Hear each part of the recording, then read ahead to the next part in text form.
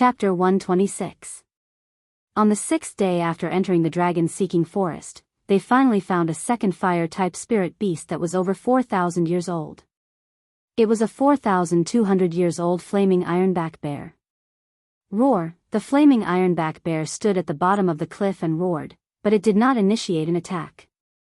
It was very smart and could sense that there was a very strong person in this group, Lin Muyu.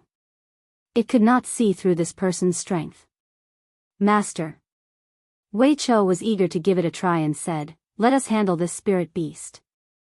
We can't let you handle it yourself. Otherwise, what's the point of us coming here, right?" Lin Muyu could not help but smile. "All right, you guys go, I'll hold the line. However, you guys must be careful. You can get hurt, but you can't die. If you die, everything will be gone." "Yes, Master, don't worry." Wei Chou called for 3 royal guards to attack together. Among them, Wei Chou was the strongest as a battle saint, while the other 3 were battle venerables, and battle venerables, respectively. Overall, they could challenge a 4,200 years old spirit beast, but it would be more dangerous. Therefore, 2 of the battle venerables carried their heavy shields and advanced cautiously. Wei Chou and the other battle saint pulled out their swords and summoned their martial souls, ready to fight with their lives at any time. "Go, attack formation." Wei Chou let out a low roar. 2 royal guards carried their shields and rushed forward to cover him. The flaming ironback bear sensed the impending danger and roared furiously as it swatted out with its iron paw. Pung! The shield of one of the royal guards was knocked back. That thick and heavy shield actually had a deep impression of the bear's paw. Even the raging flames had swept past the mark, showing signs of melting. However, the ironback bear had also paid a price for this attack. Its shoulder had been heavily slashed by Wei Chou's sword, causing blood to spurt out. Roar! The ironback bear began to charge ferociously, directly pouncing on another shield-wielding royal guard to the ground. Brandishing its sharp claws, it continuously smashed the shield 3 or 4 times. The royal guard groaned in pain, already injured by the fierce flames. Lin Muyu quickly moved her palm to the hilt of her sword. The burning prairie sword was ready to be unsheathed at any moment. Pooh! Wei Chou's heavy sword once again pierced through the iron-backed bear's thick, stony skin, directly piercing into its heart. The other royal guard's sword pierced into the iron-backed bear's mouth, causing blood to splatter out. Good heavens, none of the royal guards were easy to deal with. Their attacks were all too ruthless. However, they had still underestimated the iron-backed bear's vitality. With a furious roar, the iron-backed bear quickly unleashed a wave of raging flames, causing the 3 royal guards to continuously retreat. They were probably all injured, but only Wei Chou still stood in place with his sword in hand. With the fire centipede marshal's soul protecting him, he used the ability of the fire chi to block the iron-backed bear's raging flames. This skill was indeed rather useful. The iron-backed bear was completely unleashing its vitality to counterattack. After the raging flames had burned the surroundings into ashes, its own strength had also instantly dropped to rock bottom. In a flash, Wei Chou appeared in front of the iron-backed bear. He leaped up and swept his sword horizontally. Crack! The huge bear's head slowly slid down. Lin Muyu couldn't help but secretly cheer, "Beautiful." A few minutes later, Wei Chou dug out a fresh fire spirit stone and said with a smile, "Madam, the mission to collect fire spirit stones has been completed. Our performance is not bad, right?" Lin Muyu cast an approving look at him. "The royal guards are indeed dragons among men, hee, madam is too kind." Wei Chou happily washed the iron-backed bear's spirit stone with the water in his water bag. He wasn't old, perhaps even younger than Lin Muyu. In fact, he was still a very childish fellow. However, as a member of the royal guards and a commoner's background, the pressure in his life was simply too great. The royal guards didn't keep idle people, so he had to improve his strength every day. Otherwise, he might be replaced by someone else one day. A group of royal guards happily skinned the iron-backed bear and took out its meat. After eating the bloodthirsty tiger's meat for several days, their mouths were all very picky. The bloodthirsty tiger's meat was too bitter and not very tasty.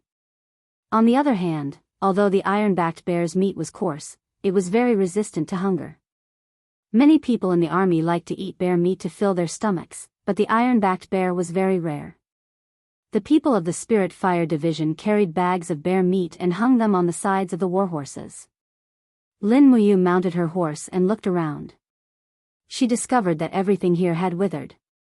There wasn't a trace of greenery in the mountains. In just a few days, the change from autumn to winter had been completed. Just as Wei Chou had said, winters seemed to have come especially early today. Lin Muyu rubbed her hands together and said, "Let's set off quickly." "Where's our next destination?" Wei Chou unfurled the map and looked at it. He said, "Rubble Valley, located in the northwest corner of the dragon-seeking forest. There are rocks everywhere, so most of the spirit beasts living there have absorbed a lot of rock attribute spirit energy. We might be able to find a rock attribute spirit beast of sufficient age there. Moreover, if we look north of the Rubble Valley, we will reach the north of the dragon-seeking forest.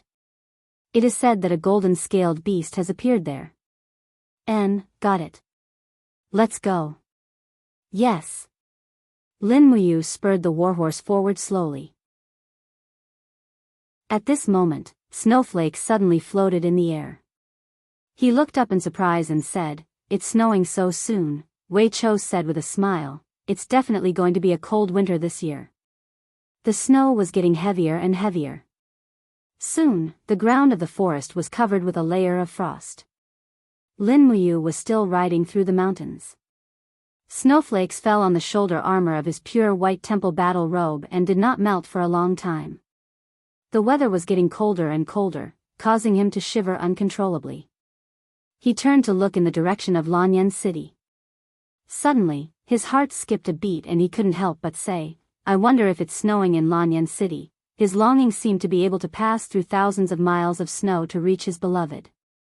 Wei Chou exhaled hot air and laughed as he said something that spoiled the mood. "Hey, I don't know if it's snowing in Lanyan City. I only know that it's snowing here. It's the season to defecate, melt snow, and cook rice." Lin Muyu, if it weren't for her good temper, she would have ordered him to be executed on the spot. Thousands of miles of mountains and rivers were covered in snow. It was snowing heavily in Lanyan City. Large flakes of snow fell on the courtyards and waterside pavilions. The lake water had already frozen into ice. The outside of the Phoenix Perching Hall was already covered in white. The maids carried heaters back and forth while the imperial guards in white robes patrolled silently with their hands on the hilts of their swords. There were a total of 70 dragon guards in the Zhe Tian Palace, and 20 of them were assigned to the Phoenix Perching Hall alone.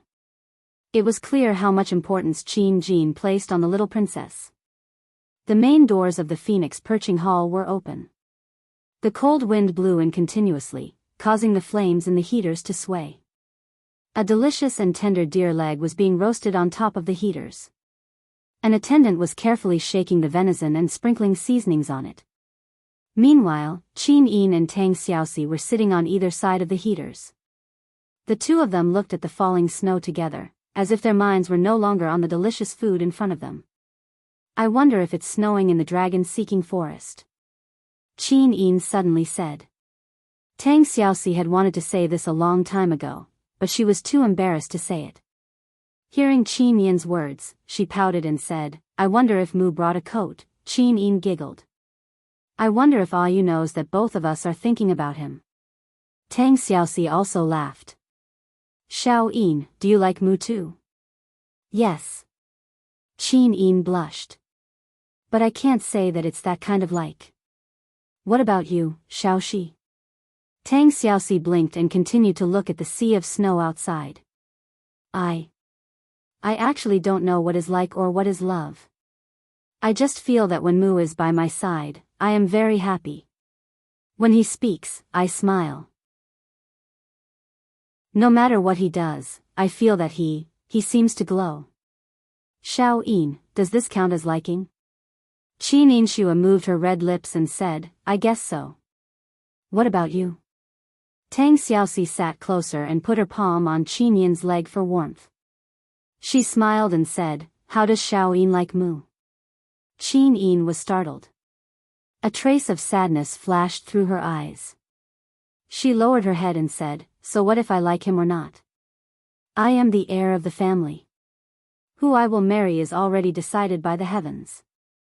I have no right to talk about this." Tang Xiaoxi looked at her with some loneliness. She suddenly smiled and said, Poor thing." Pfft. Qin Yin was amused by her and suddenly burst out laughing. "Xiao Shi, you are too mischievous." "I am not."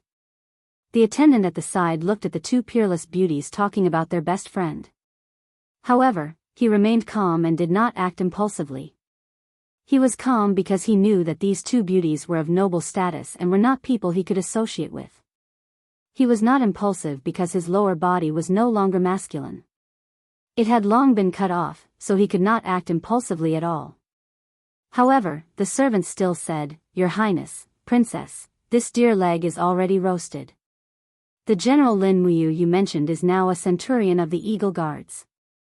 I heard that he was ordered to lead 50 men into the dragon-seeking forest to hunt for spiritual beasts, as well as the precious ingredients that the Zetian Palace needs for the winter.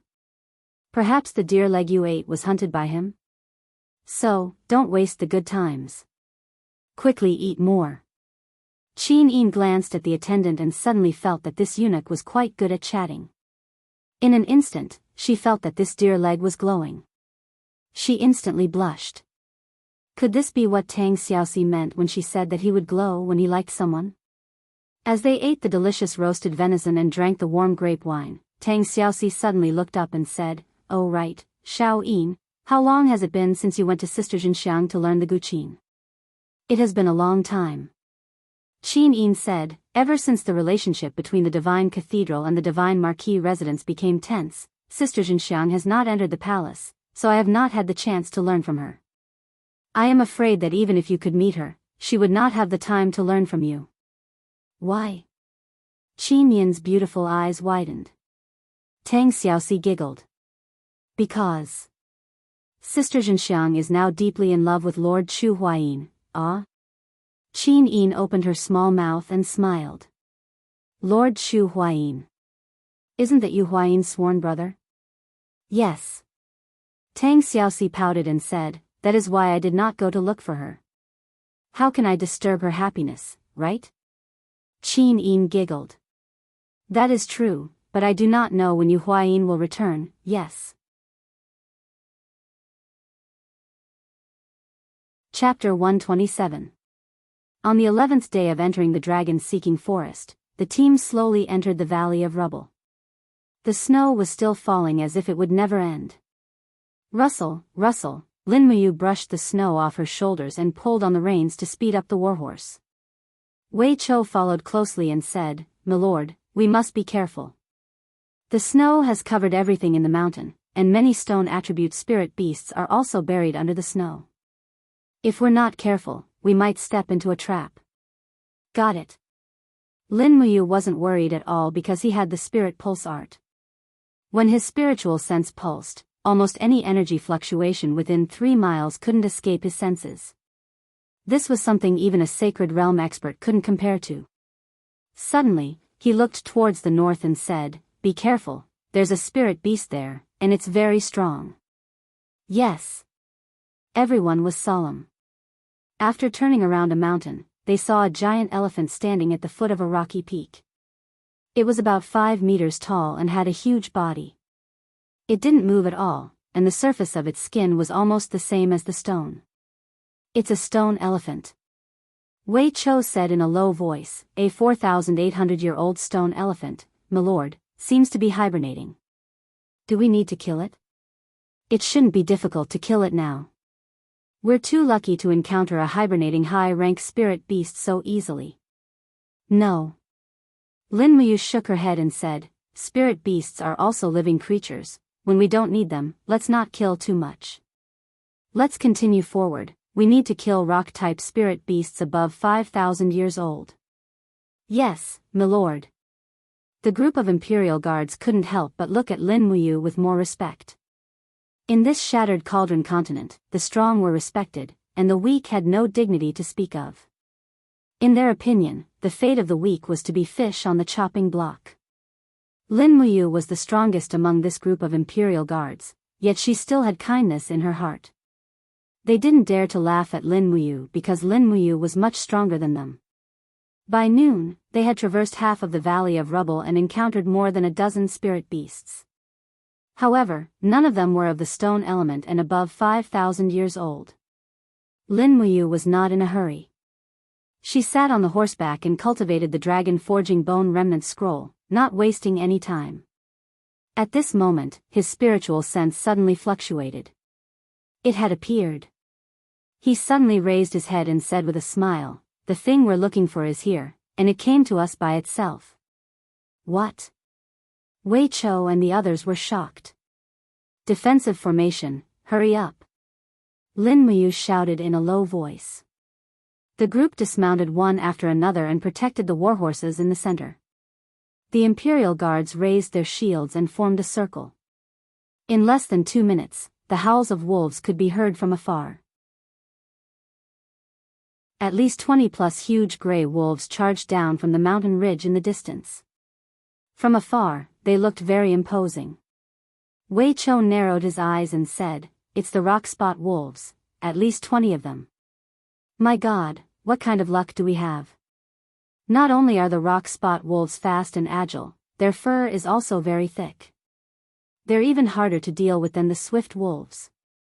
With so many rock spot wolves all of a sudden, we're in danger." Lin Muyu said, "Form a circle. I'll charge out and kill them. Don't move, understand?" "Yes." He proudly raised his sword and walked to the outer perimeter of the defensive circle. With a light lift of his palm, he summoned the Wall of the Gourd, Mystic Tortoise Shell, and Wall of Dragon Scale. The wolves in the distance were getting closer and closer. Every single one of them had a pattern of gold and silver lines on their foreheads, representing their lifespan and strength. The largest wolf among them actually had 5 gold lines and 2 silver lines. It was a 5,200-year-old stone wolf. It was a pity that he was the Wolf King, and he had brought more than 10 rock spot wolves with him. If they weren't careful, they might end up being hunted. Wei Chou gripped his sword tightly and shouted, "My lord, be careful. There's a 5,200 years old Wolf King and a 3,900 years old Wolf King. The rest are all below 3,000 years old. Be careful." "Yes." Lin Muyu raised her voice and said, "I'll block them. You guys use your bows and arrows to kill them. Kill the younger rock spot wolves first. If they pounce and bite, you must defend yourself. Don't let the warhorses get attacked. Otherwise, we'll be in trouble." "Yes." As they spoke, the Wolf King had already arrived. Lin Muyu rushed forward without hesitation and activated Thunderous Frenzy. Crack! The burning prairie sword directly collided with the layer of spiritual energy on the Wolf King's abdomen, causing fragments to fly everywhere. However, it was unable to harm the Wolf King. On the contrary, the Wolf King pounced with all its might and directly hit the wall of the gourd. With a pang sound, the black tortoise shell was already covered in cracks. Spirit beasts over 5,000 years old were indeed powerful. Spirit beasts under 5,000 years old were completely incomparable. Sha sha, her battle boots stepped on the snow. Lin Muyu directly used the exquisite butterfly steps. A few footprints crisscrossed on the snow as she dodged the Wolf King's next attack. Then, she raised her fist. Her fist was covered with a blood-colored cyclone. She directly punched the 3,900 years old rock spot wolf. Chaos of all life. The punch directly shattered the rock spot wolf's spirit energy layer and shattered its ribs. With a loud howl, the 3,900 years old rock spot wolf was seriously injured by the first dazzle. It lay on the snow and struggled to get up, but it was already too late.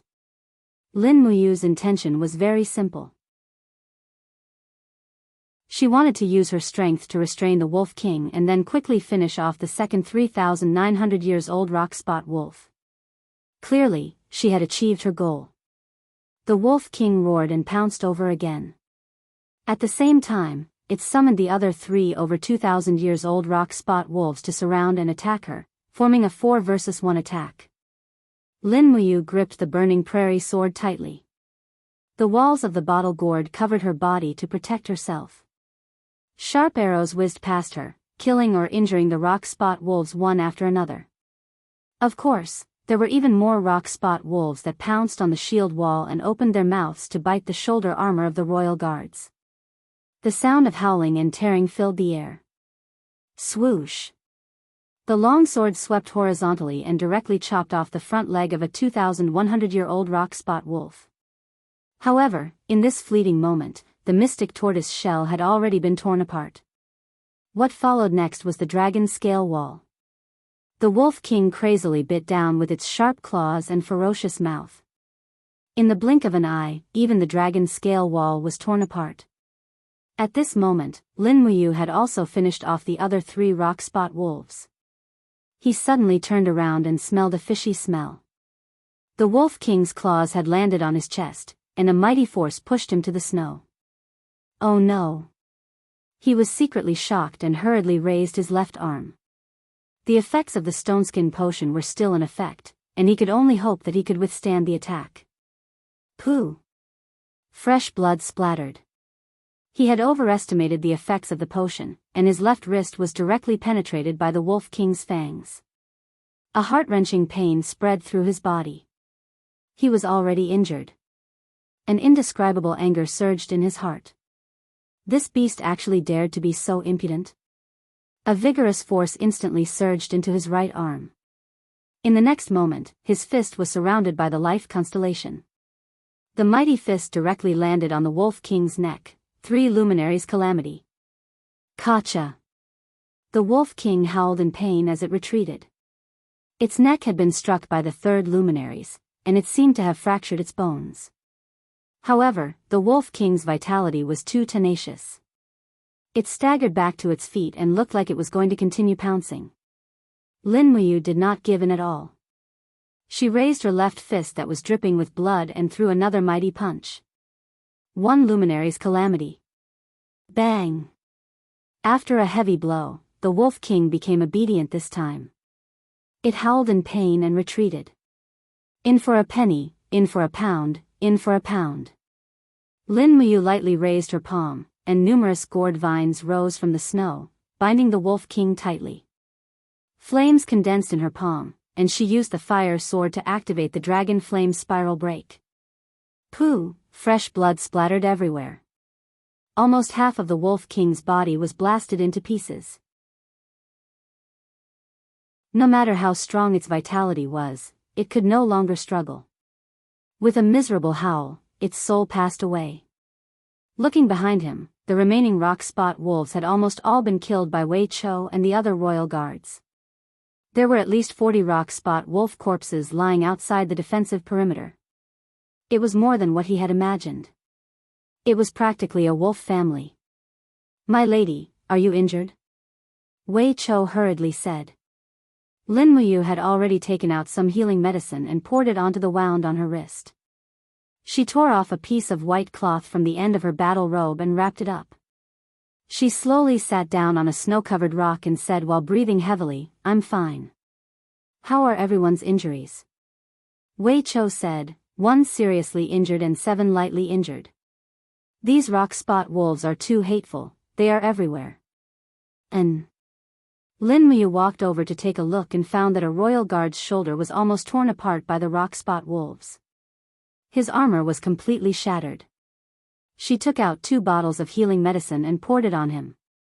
Then, she personally helped him bandage his wound. The royal guard was so touched that he was about to burst into tears. My lady, Lin Muyu raised her hand and said, "Stop being a busybody. If it was me, you would have done the same to me." Everyone couldn't help but laugh. The originally tense feeling of life and death had been washed away by this young general's words. Not long after, Wei Chou came over with a thick spirit stone and said with a smile, "My lady, this is a 5,200-year-old rock spot wolf spirit stone. We have already completed more than half of the mission." We only need to find a 5,000-year-old golden-scaled beast and kill a fat boar to complete this winter's mission. There are still 20 days until the winter sacrifice ceremony, so there should be more than enough time. No, we don't actually have much time. Lin Muyu took the spirit stone and stuffed it into the bag on the horse's back. She said, if we kill a wild boar, it won't be easy to transport that 1,000-kilogram big fellow back. We can't decompose the carcass either, so we should hurry. Immediately set up camp and rest here for a while.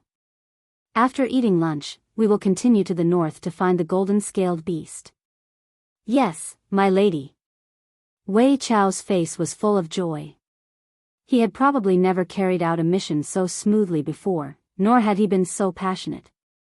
Killing a bloodthirsty tiger in the deadwood forest, fighting a pack of wolves in the stony valley, these deeds were enough for the taverns of the imperial capital to brag for a lifetime. In the afternoon, after eating and drinking to her heart's content, Lin Muyu turned over and mounted the horse. She pulled up the white temple cloak behind her head to cover her short hair, brought her injured left arm closer to her chest for warmth, and held the reins with her right hand. The next spirit stone was for the beautiful princess.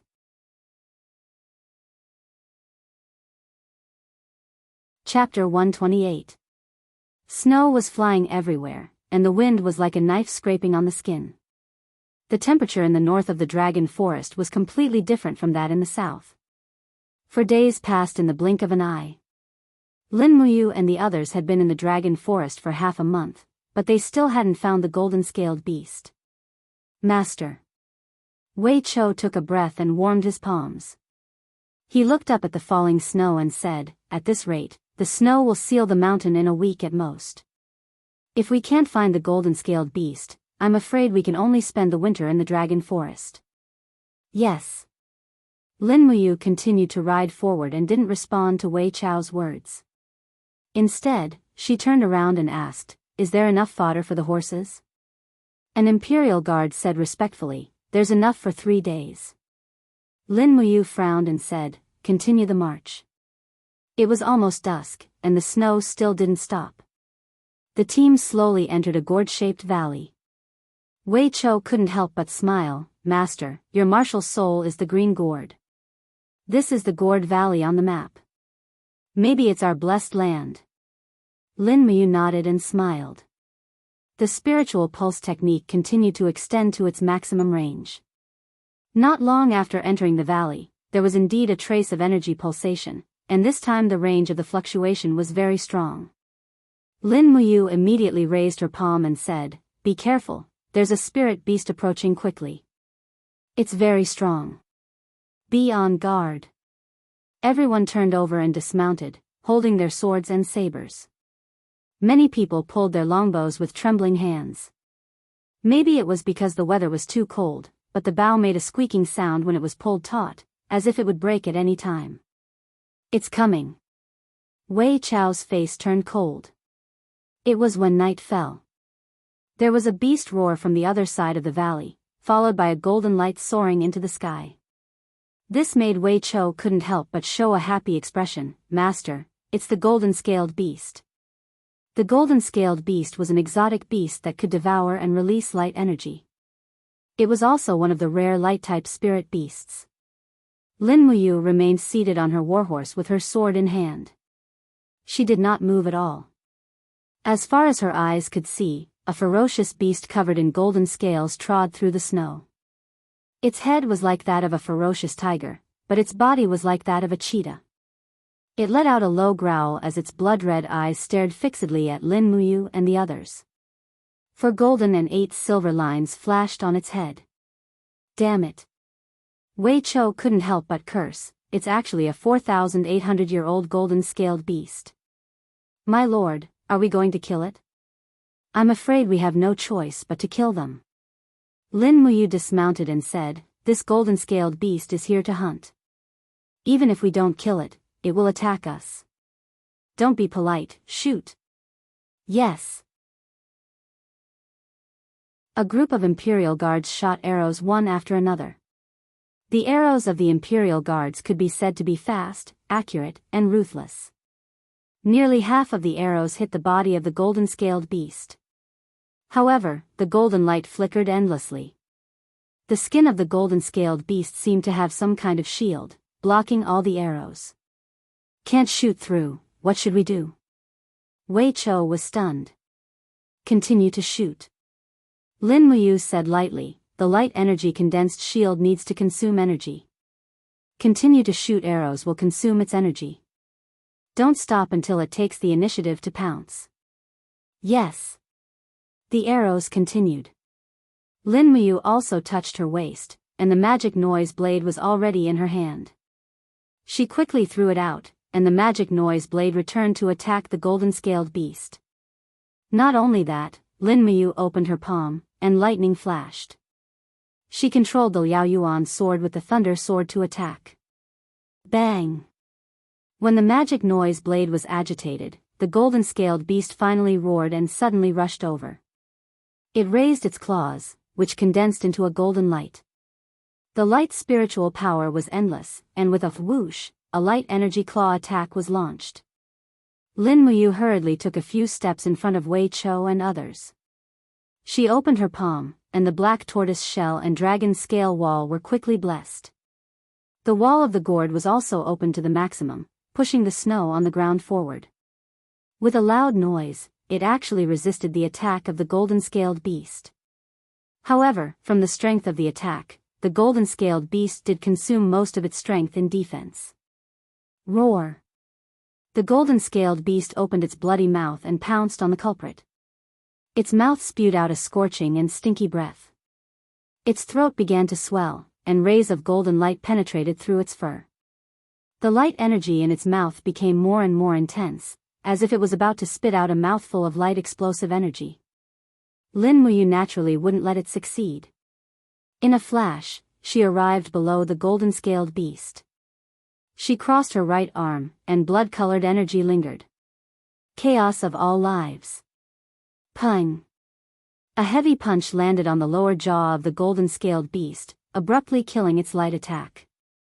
At the same time, he spun his body and grabbed the burning prairie sword. The real dragon primary fire was concentrated and lingered around the long sword. With the fastest speed, the sword pierced through the throat of the golden-scaled beast with a puff sound. The golden-scaled beast fell down softly amidst the screams. Wei Chou was stunned. Obviously, he didn't think that Lin Muyu would be able to deal with a 4,800-year-old golden-scaled beast so quickly. The rest of the Imperial Guards also looked at the new centurion, with unspeakable awe and joy in their eyes. Okay, take out the spirit stones. Lin Muyu said lightly. Yes.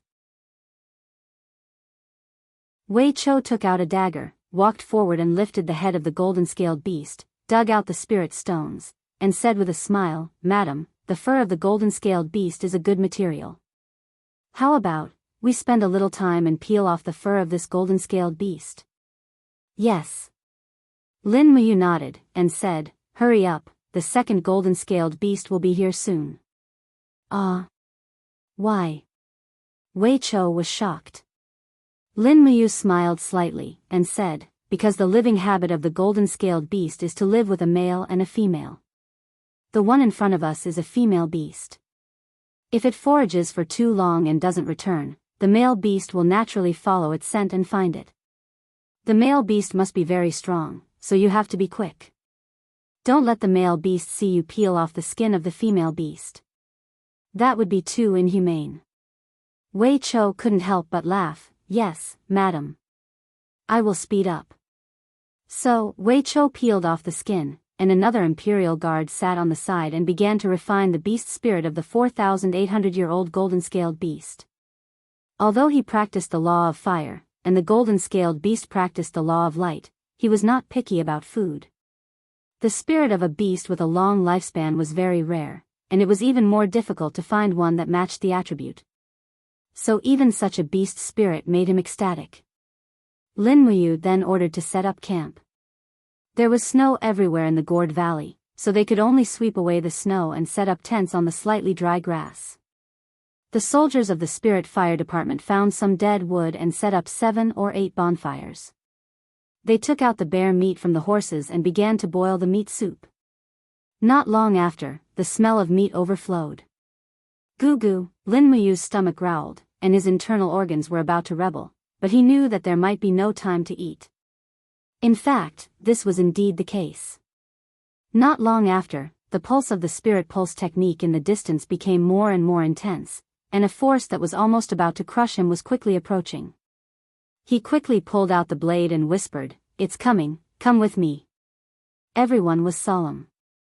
They dropped the meat soup, blankets, and other things, picked up their spears, swords, and other things, and followed Lin Muyu to the side of the hillside. Shashi, stepping on the snow and scuttling up the hillside, Lin Muyu brought everyone to the hillside, only revealing their eyes to observe the situation in the distance. After a few minutes, a low roar echoed in the cold wind, and a golden light shot through the curtain of snow. An even larger golden-scaled beast appeared on the snowy ground. There were a total of 6 golden veined patterns and 2 silver veined patterns on its head. It was a 6,200-year-old spirit beast. Perhaps because of its huge size, its palms sank deep into the snow. Its eyes were a little dim, and it looked at the corpse of the mother beast in the distance, and let out a mournful howl. Lin Muyu frowned, and didn't say anything. At this moment, he actually felt that he was committing a crime. Wild beasts also had spirituality, and he killed the mother beast just like that. Was it a little cruel? Wei Chou didn't have such a kind heart. He squinted his eyes and said, "Milord, when the sacrifice for the mother beast is halfway through, we kill it?" "No."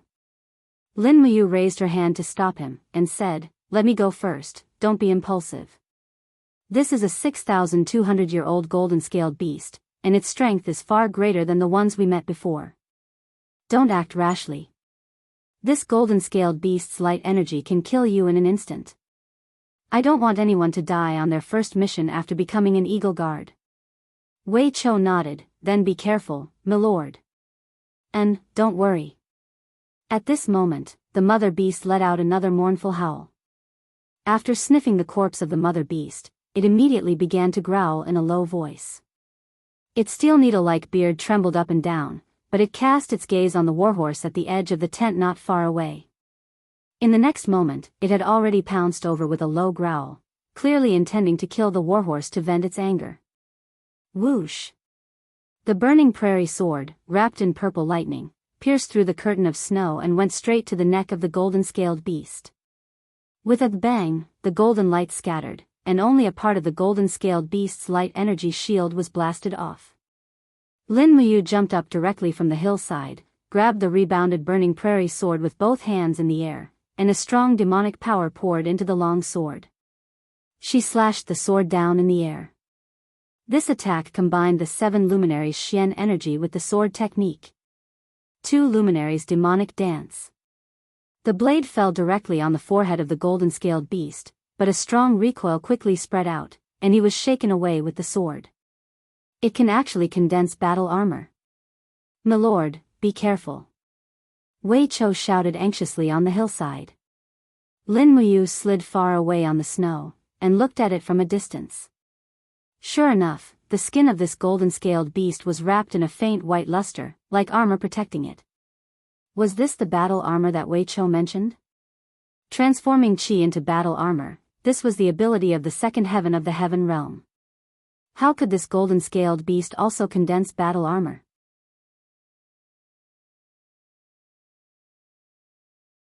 Chapter 129. The age of the spirit beast was not the final criterion of strength. It was just one of them. For example, the golden-scaled beast in front of her, although it was 6,200 years old, it seemed that its spirituality was far stronger than that of the mother beast just now. Otherwise, it would not have comprehended the battle chi armor ability. Russell, stepping on the snow, the golden-scaled beast's blood-colored eyes stared at Lin Muyu and slowly walked around him. This was the unique attack ability of beasts, looking for opportunities. Lin Muyu's heart was a little cold. After all, she still underestimated the ability of a 6,200 years old spirit beast. This golden-scaled beast did not seem to be something that she could resist alone. Roar. It came. The golden-scaled beast's whole body was enshrouded in the energy of battle chi armor. It rushed forward and actually stood up. Its two palms broke the wind and made 3 attacks in an instant. Bang bang bang, shaking the wall of the gourd. Almost in an instant, the black tortoise shell and the dragon scale wall were smashed together. The next moment, the golden light turned into a claw and swept across. Lin Muyu leaned down to the limit, only to feel a cold wind on the top of her head, fluttering a handful of hair. Terrible, she was almost killed by this golden-scaled beast. With a slide of her feet, she flashed to the right side of the spirit beast with flexible movements. With a shake of the long sword, she quickly slashed several times, but still could not break the battle armor of the golden-scaled beast. She immediately had a very bad feeling in her heart. Not surprisingly, a cold wind passed by her side. It was the whiptail attack of the golden-scaled beast. Bang! With a heavy blow, Lin Muyu's left shoulder armor had been shattered, and the bones of his arm also made a cracking sound as if they had been swept off. Without the protection of the gourd wall, his body could not withstand the direct attack of a 6,200 years old spirit beast even if he had tempered his bones and purified his marrow. Save the master. On the hillside, a group of Imperial Guards and Imperial Guards rushed down. Wei Chou jumped up and slammed his sword on the buttocks of the golden-scaled beast. Another group of Imperial Guards drew their bows and shot at close range. Suddenly, arrows bounced off the battle armor of the golden-scaled beast. This group of Imperial Guards also had guts. Since the arrows could not break the defense, they immediately rushed over with their spears. Whoosh whoosh whoosh, a spear light burst out on the spirit beast. Roar! The golden-scaled beast was furious, and the scales all over its body seemed to stand up. The wind and snow from all directions madly rushed towards the golden-scaled beast's body. In the next moment, light bloomed, and with the golden-scaled beast as the center, a wave of light energy burst out, immediately repelling a group of royal guards and royal army. Screams rang out incessantly, and many people had been injured. Lin Muyu endured the pain and was forced to retreat several steps. She hastily raised her right arm, which was still able to be used. Flames lingered around it as she used fire to control the sword. The sword flew up and the true dragon essence fire frantically poured into the blade. At the same time, she summoned her martial spirit and shouted, "Poison liquid." However, the poisonous liquid was not spat on the spirit beast, but on the blade of the sword. "Wei Chou, buy me a second." Lin Muyu shouted as she charged forward on her burning prairie sword. Wei Chou nodded and got up from the ground. He shook his long sword and turned it into a cold light that blasted towards the golden-scaled beast. However, the golden-scaled beast did not pay attention to him at all. It raised its claws and waved it lightly. Dang! Wei Chou's steel sword was immediately broken, and his chest was even more stuffy. He was hit by the golden-scaled beast's claws and fell heavily into the snow, vomiting blood. Fortunately, he had the flame aura to protect his body, otherwise he would have died. Just as the golden-scaled beast was concentrating on attacking Wei Chou, a burning flame came from behind. It was Lin Muyu's dragon flame spiral break. Puff! The powerful whirlpool penetrated the golden-scaled beast's scales, and the torn wound rolled out hot blood. At the same time, it also brought the poisonous liquid of the gourd flower into the golden-scaled beast's body. That piece of muscle quickly twitched and shrank. Roar! The originally majestic roar turned into a wail. The golden-scaled beast's palms carried golden energy and turned around to rush towards Lin Muyu. It jumped, and its claws fell from the sky, pouncing down with the pressure of Mount Tai. Lin Muyu felt a chill in her heart. Because of the injury, she was in a trance, and could no longer dodge the falling star step.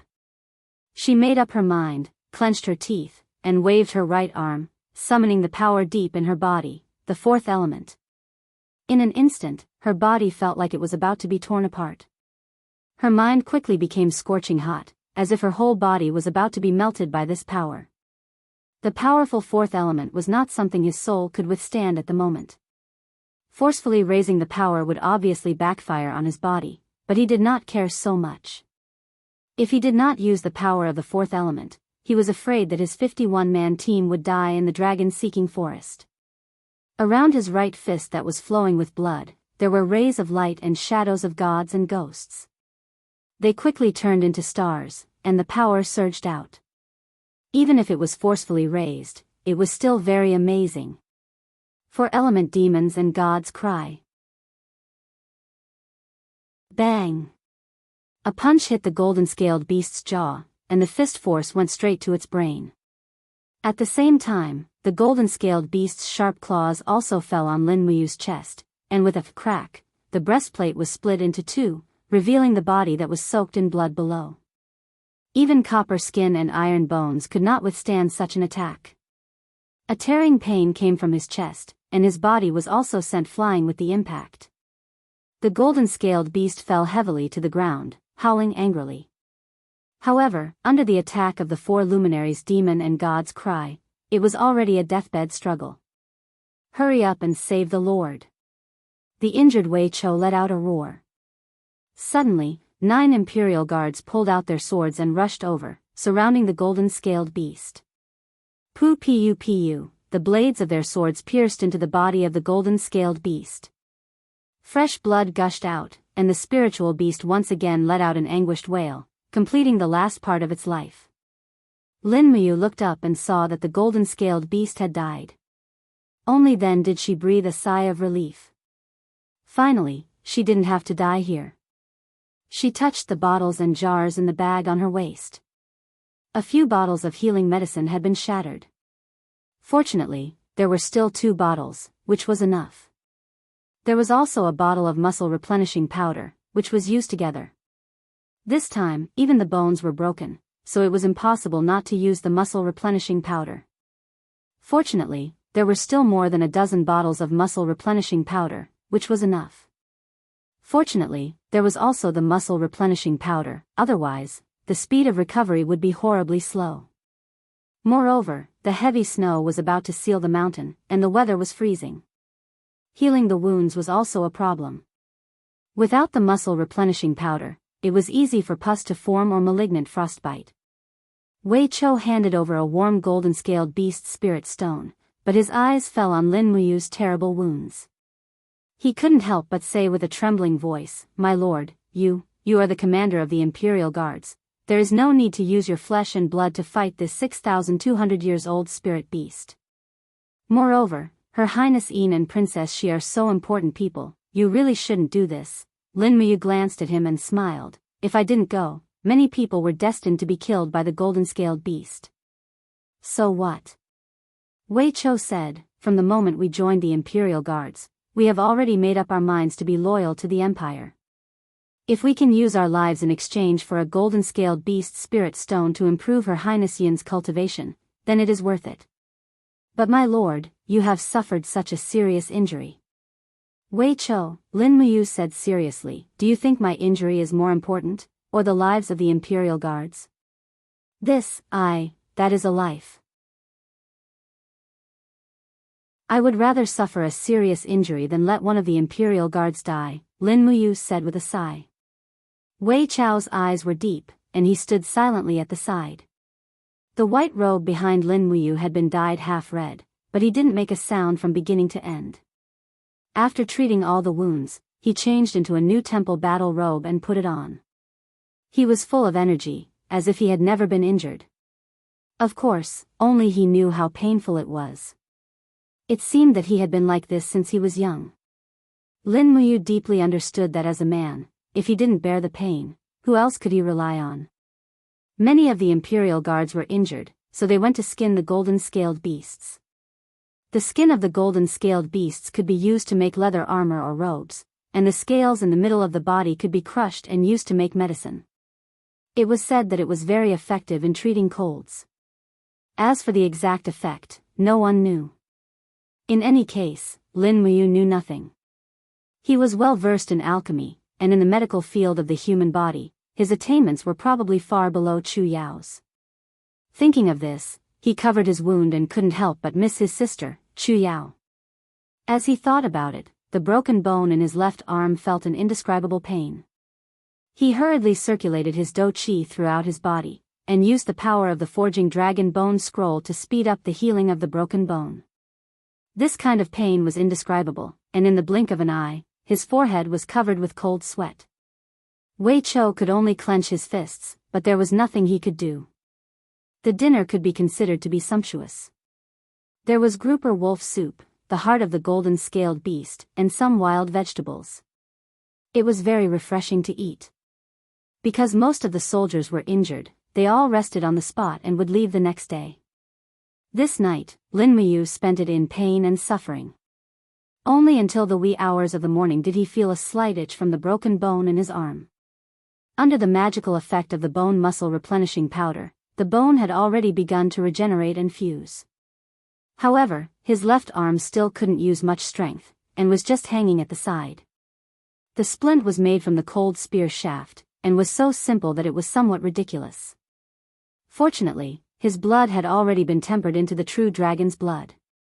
His vitality was extremely tenacious, and his recovery ability was also amazing. This broken bone shouldn't take too long to regenerate. At most, he would be able to move as usual in 3 to 5 days. After daybreak, the wind and snow still hadn't stopped. "Let's go." Lin Muyu turned over and got on the horse. Since he couldn't move his left hand, he could only use his right arm to hold the reins and slowly lead everyone out of the gourd valley. At the same time, he spread out his spirit sense to check if there was any movement in the surroundings. He cleverly circled around a snow bear that was at least 7,000 years old. There were many kinds of spirit beasts in the dragon-seeking forest, and there were many powerful spirit beasts that were more than 10,000 years old. Lin Muyu also knew that he must not meet any of them, or else his group might not even have the chance to escape. When it was near noon, suddenly an eagle guard in charge of scouting galloped in front of them and said, "Sir, we found a big pile of feces in front, it's steaming hot." "Is it human feces?" Wei Chou asked. The eagle guard in charge of scouting smiled, "Sir Wei Chou, that's a good question. But have you ever seen a human that can pull down 20 kilograms of feces in one breath?" Wei Chou was stunned, and smiled, "Let's go take a look."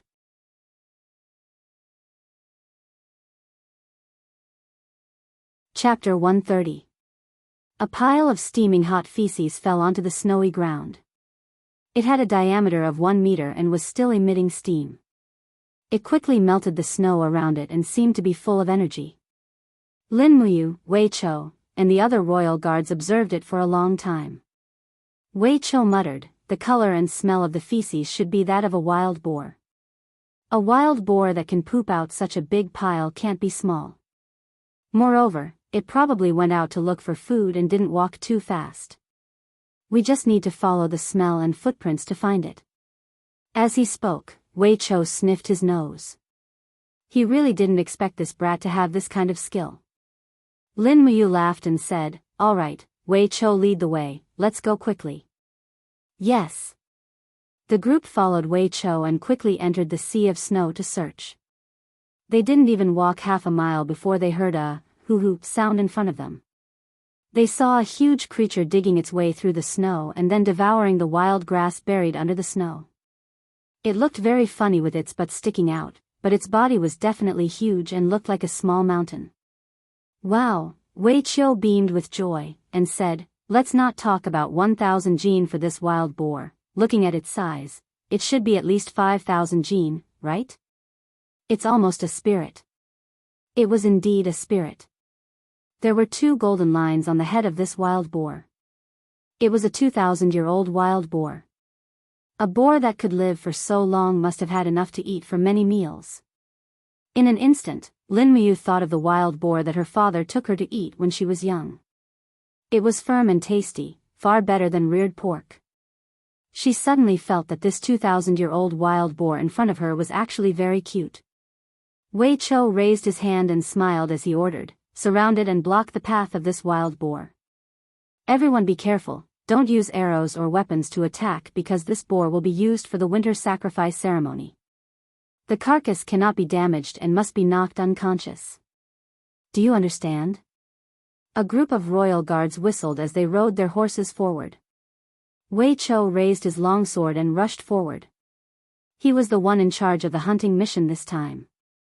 Lin Muyu had already lost an arm, so he couldn't work anymore. However, Lin Muyu still urged her horse forward slowly. After all, the wild boar was a 2,000-year-old spirit beast. Wei Chou would definitely be able to defeat it, but it was hard to say if he could capture it without any losses. Yo, yo. The group of royal guards began to clamor. Immediately, the wild boar raised its head and looked at everyone with its cute face. It felt that they had come with ill intentions. These humans all looked like hungry ghosts that had entered a pork shop. Hoo-hoo, the wild boar began to run for its life, but it was quickly pushed back by Wei Chou's true qi. It hurriedly turned around and ran for its life again. Lin Muyu couldn't stand it anymore.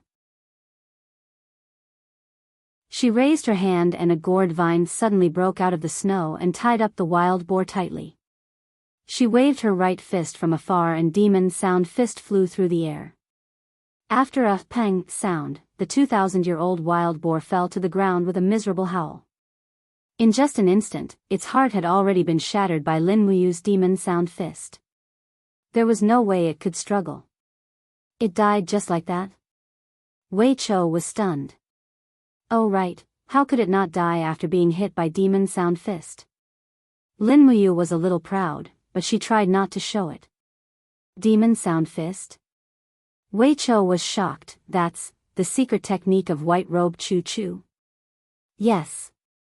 Lin Muyu nodded.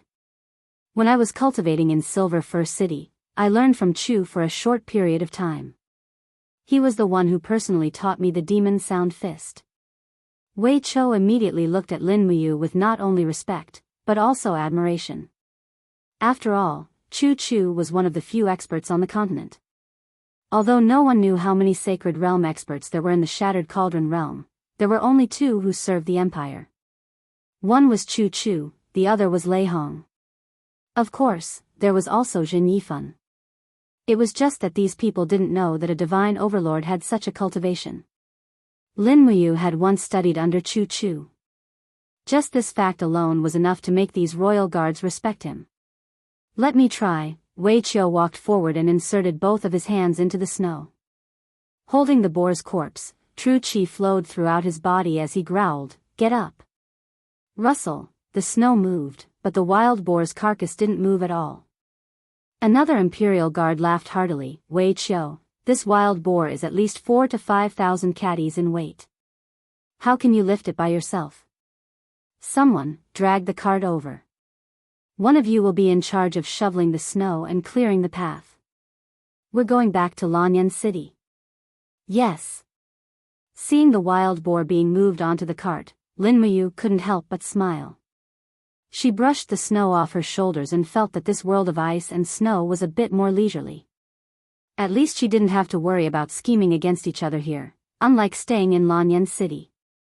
Whether it was Xing Yifan, Xiang Yu, Zhen Fang, Luo Xing, or the others, everyone was scheming against her and couldn't wait to kill her.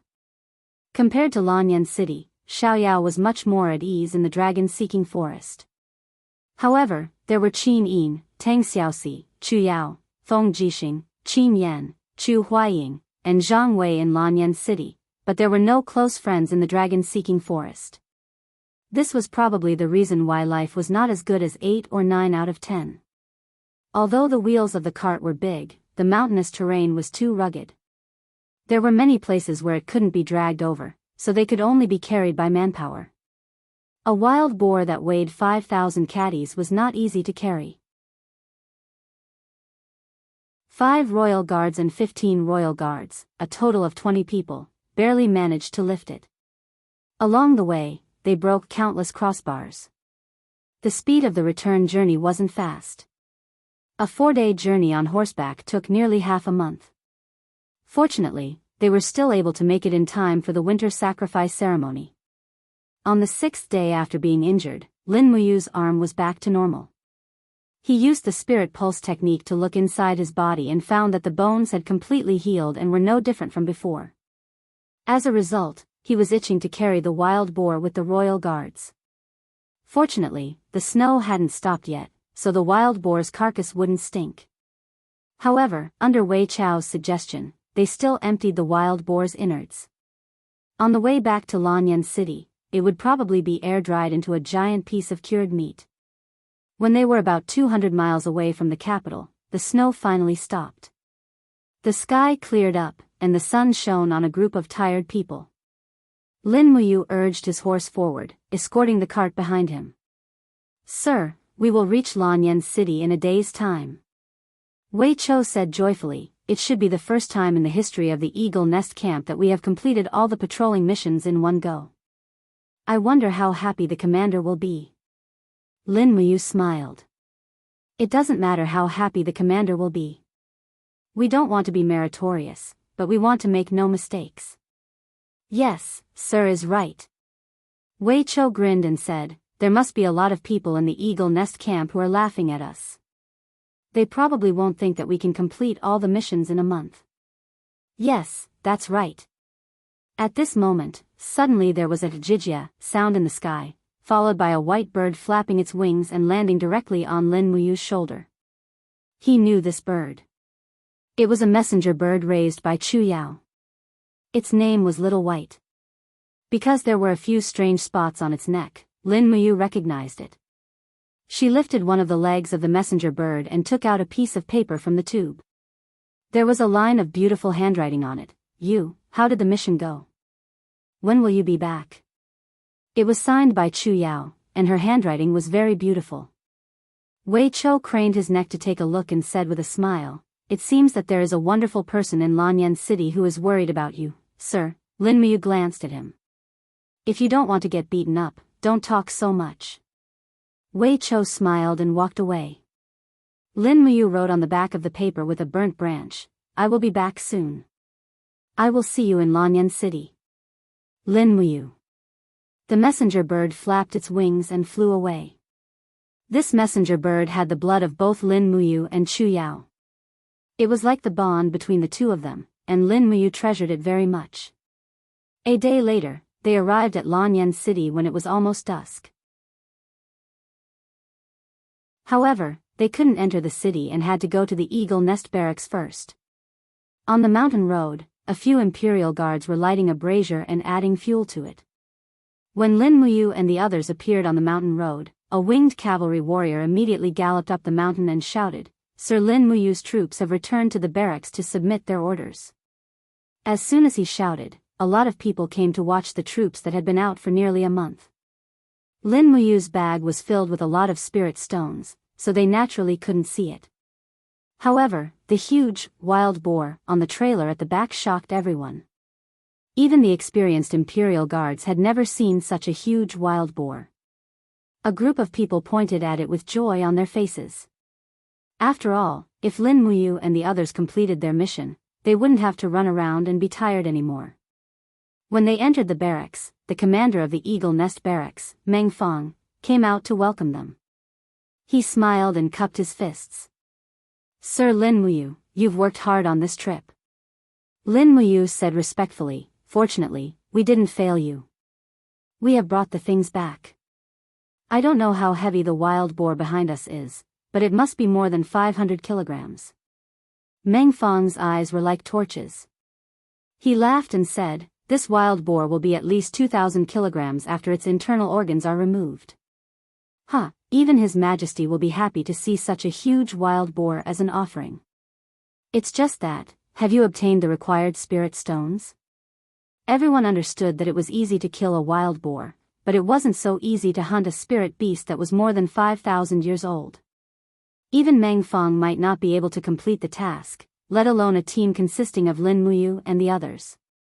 Just as Lin Muyu was about to take out the spirit stones to hand over the order, someone suddenly rode up the mountain. He held a dark blue flag with a purple flower emblem in his hand and said, "Lin Muyu of the Eagle Nest Barracks, receive the order." Lin Muyu was stunned. She turned around and said respectfully, "I'm here." The messenger smiled and said, "Her Highness heard that Sir Lin has returned to Lanyan City, so she specially arranged a banquet at the Phoenix Perching Hall and invited Sir Lin to attend the banquet immediately." In addition, she asked me to tell you that Princess Shi is also there. Lin Muyu couldn't help but smile. She didn't expect Qin Yin's message to be so fast. She knew when she arrived at Lanyan City. Then wait until I hand over the order first, sir.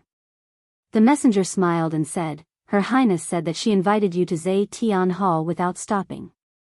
As for handing over the order, you can wait for a while, right? Meng Fong hurriedly cupped his fists and said, Of course, Her Highness's matter is the most important. Sir Lin Muyu, you can go with him first. Yes, sir. Lin Muyu cupped her hands in a humble manner. She pulled the reins and rushed down the mountain with the messenger.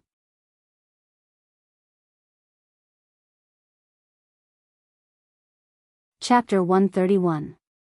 In the Zai Tian Palace, many palace servants were sweeping away the snow. It was the first sign of sunshine after the heavy snow. Everyone seemed to be in a good mood, and their faces were brimming with smiles. Lin Muyu had an Eagle Guard waist tag, so he went straight to the Phoenix Perching Palace. When he arrived at the front of the Phoenix Perching Palace, he saw the beautiful figures of Qin Yin and Tang Xiaoxi standing in the snow from afar. They were already waiting for him. He got off the horse, and Tang Xiaoxi had already walked up to him. She smiled and said, Mu, are you all right in the dragon-seeking forest? I heard from the guards that you were injured when you were fighting a 6,200-year-old golden-scaled beast in the dragon-seeking forest. I've already recovered.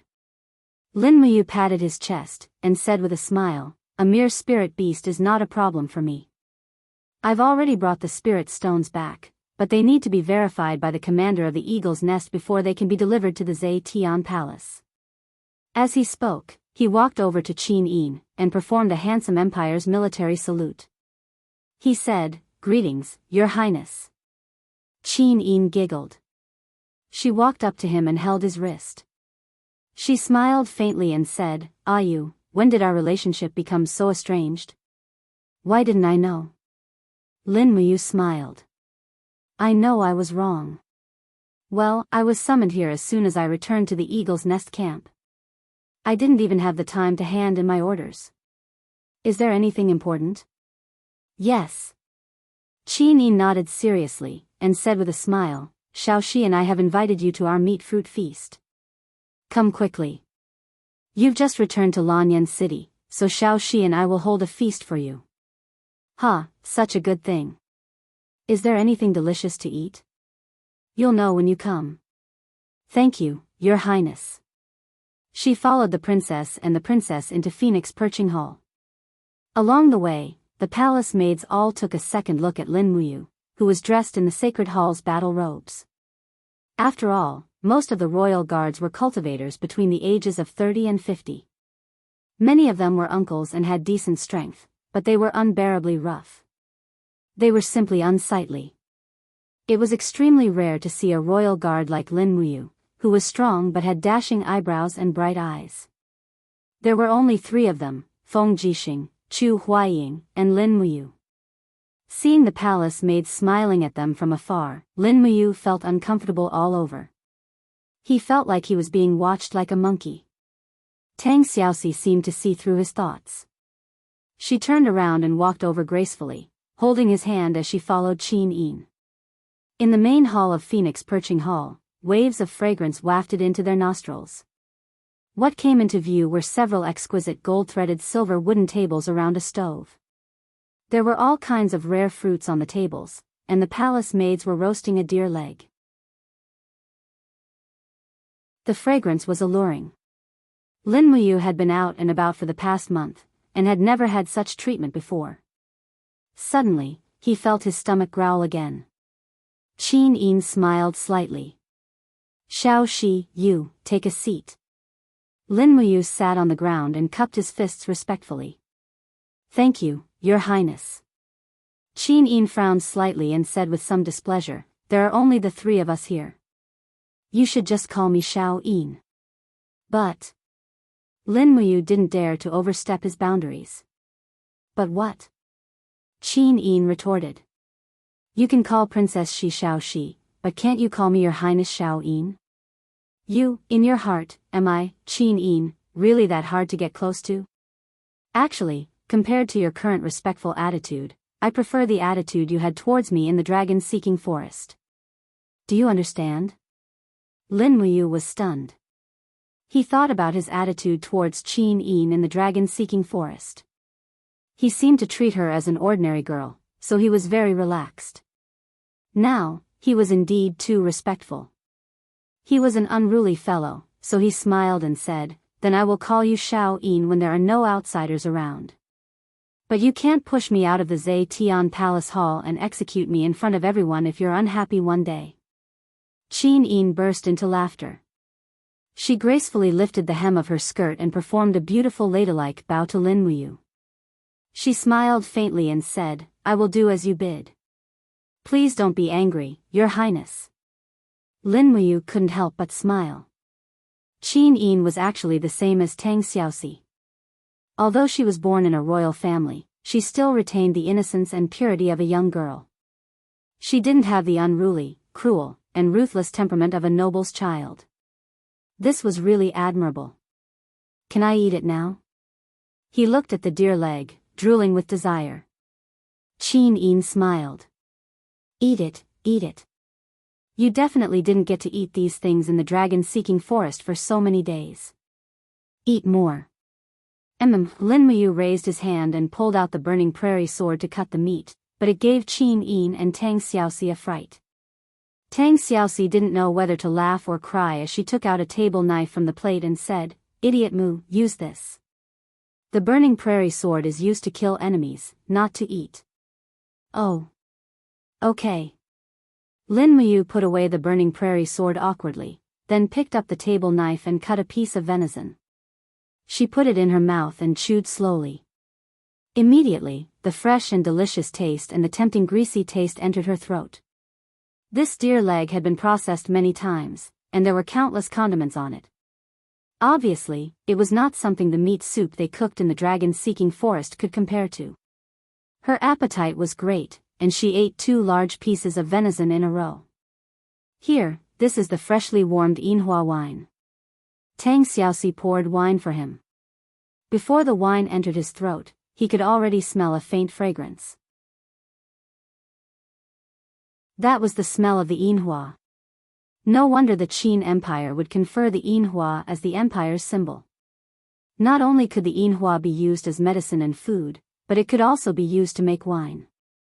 It seemed that the people of the Qin Empire were actually a group of foodies, conferring the thing they ate and drank as the national flower.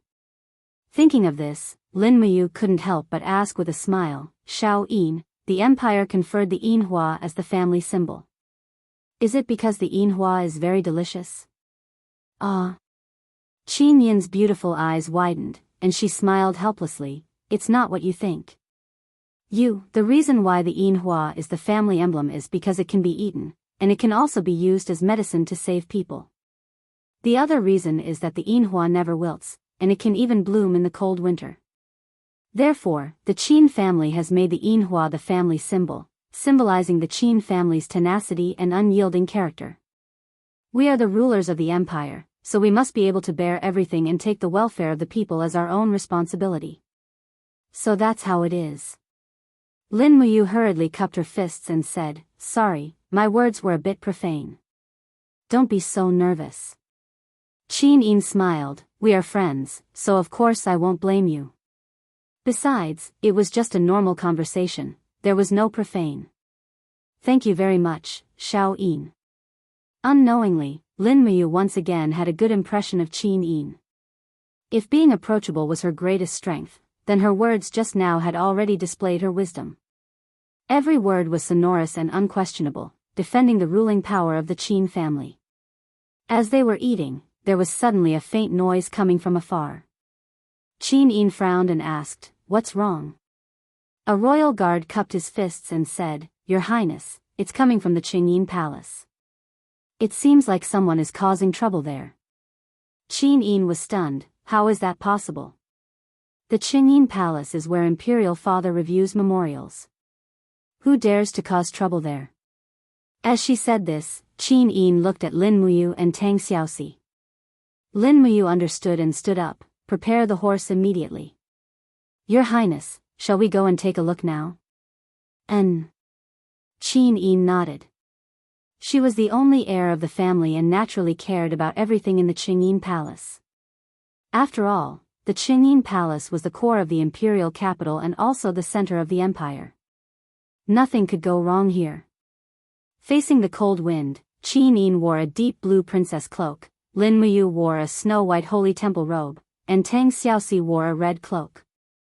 The three of them mounted their horses and rode away. Behind them, the dragon guards of the 18 royal guards quickly mounted their horses and led around 300 royal guards. The guards of the Phoenix Perching Palace were indeed very strong. Outside the Qingyin Palace, a large group of people gathered. There were around 100 royal guards and a large group of Divine Might Battalion soldiers in armor. There were more than 1,000 of them. What's the matter? Qin Yin quickly approached. A palace servant immediately shouted, Her Highness Yin has arrived. Everyone became solemn and the dispute seemed to have died down. Qin Yin parted the crowd and walked over. Lin Muyu and Tang Xiaoxi stood to the side and discovered that a fight had already broken out. Many people were injured and there were bloodstains on the ground. Impressively, it was a fight between the Divine Might Battalion and the Royal Guards. In the center of the crowd, a royal guard carrying a long sword had his arms stained with blood. He was around 50 years old and was already quite old. His face was ashen and his long sword had been broken in two. He turned around and respectfully bowed to Qin Yin, Your Highness, Qin Yin raised her eyebrows, Lord Rong Hanyuan, what is going on here? Lin Muyu's gaze fell on Rong Hanyuan and discovered that he was wearing the insignia of a chiliarch. It was obvious that he was a high-ranking officer in the royal guards. His rank was even higher than Chu Huaying's. Tang Xiaoxi whispered, Mu, Lord Rong Hanyuan is Brother Qin Lei's right-hand man. He is known as the second most powerful person in the royal guards, is that so? Lin Muyu nodded. Rong Hanyuan panted heavily and looked at Qin Yin, Your Highness, I have been wrongly accused. I hope that Your Highness can help me. How are you being wrongly accused? Before Qin Yin could say anything, a voice suddenly rang out. The voice was extremely penetrating, and it seemed to have a force field within it, causing the people around to be unable to speak or move. This voice was very familiar, and Lin Muyu's gaze followed the direction of the voice. To her surprise, she saw an old man in a black cloak, Xing Yifan. So it's a deity overlord. Qin Yin smiled, how could a deity overlord be so free to bring the Divine Might Battalion into Zetian Palace without notifying me? Xing Yifan's expression was stern, for the sake of the country, we must not bother with trifles. These are the words that the late emperor left for me. I will naturally abide by the late emperor's edict and will not rest until he is dead. As he spoke, Xing Yifan waved his hand and took out a scroll. The chiliarch of the royal guards, Rong Hanyuan, is a second-class noble. However, he has amassed thousands of hectares of fertile land in the west of Lanyan City. According to the empire's military law, a general under a chiliarch cannot amass more than 10 hectares of land. Rong Hanyuan has amassed so much fertile land, which is a violation of the military law. He has exceeded the limit by 100 times and should be beheaded. Rong Hanyuan's face was ashen as he hurriedly said, These fields were bought by the veterans of the royal guards. We have decided to retire from the army and return to the fields. However, they are all recorded under my name. Your Highness, please investigate this. The evidence is conclusive and you still want to deny it? Xing Yifan roared angrily. His voice carried a powerful impact. In the next moment, his body flashed like a phantom and appeared in front of Rong Hanyuan. He raised his left hand and dashed forward. Kacha! Poor Rong Hanyuan's head flew through the air with burning blood. It was firmly held in Xing Yifan's hand. I will release 3 chapters tonight at dawn and another one at noon. Don't say I didn't explode, hee hee hee.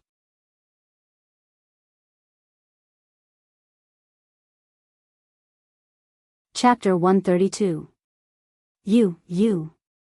Seeing Rong Hanyuan's body fall to the ground, Qin Yin's beautiful face twisted in anger. She pointed at Xing Yifan and said, "You dare to kill someone in front of me? Xing Yifan, how dare you?" Xing Yifan handed Rong Hanyuan's head to a 1,000-man commander of the Divine Might Battalion. He cupped his fists and said, "Your Highness, please forgive this old official for his disrespect. Rong Hanyuan is a vermin in the army and must be killed immediately.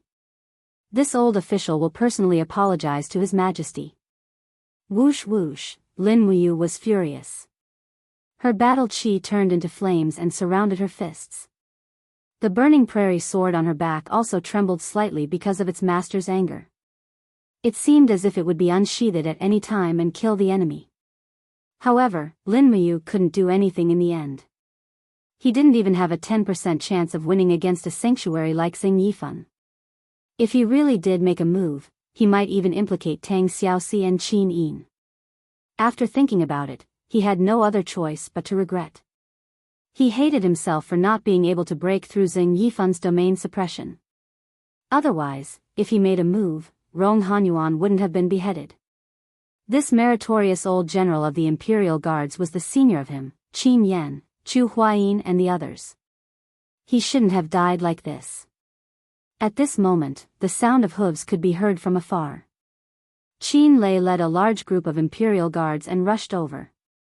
When he saw Rong Hanyuan's headless corpse, his face instantly paled. He lifted his thunder-split blade and dismounted from his horse. His entire body was enshrouded in battle chi and the god-binding chain surrounded his thunder-split blade. He roared, "Who was it? Which bastard killed Rong Hanyuan?" "Little prince, it was this old official." Divine Marquis Xing Yifan still had a respectful look on his face as he said, "Rong Hanyuan privately hoarded thousands of hectares of fertile land. He knowingly broke the law and even tried to resist when this old official tried to arrest him. Therefore, this old official killed him on the spot. You." Qin Yan had an enraged look as the thunder-split saber flickered with lightning sparks. He nearly crushed his steel teeth from clenching them as he roared furiously, "Old dog Zheng, you're going too far. Today, I, Qin Lei, will not rest until you're dead. Young prince." Jin Yifan let out a shout, and immediately, the domain energy of the sanctuary expanded once again, suppressing everyone present. Qin Lei was the first to bear the brunt of it. It was as if all the power in his body had been imprisoned, and an invisible net of energy bound his body. However, Qin Lei still desperately raised his battle energy, to the point where his veins were bulging and streams of blood seeped out of his skin. The other focal point of the domain was naturally Lin Muyu. He didn't make a sound, but when he saw fresh blood seeping out from the corner of Qin Lei's mouth, an indescribable rage immediately surged into his heart. The dou qi in his body circulated crazily, rapidly increasing. In the next moment, the dou qi in his body violently transformed into the 7 luminaries' profound energy, and one after another, the celestial devil constellations appeared around his body. "Break!"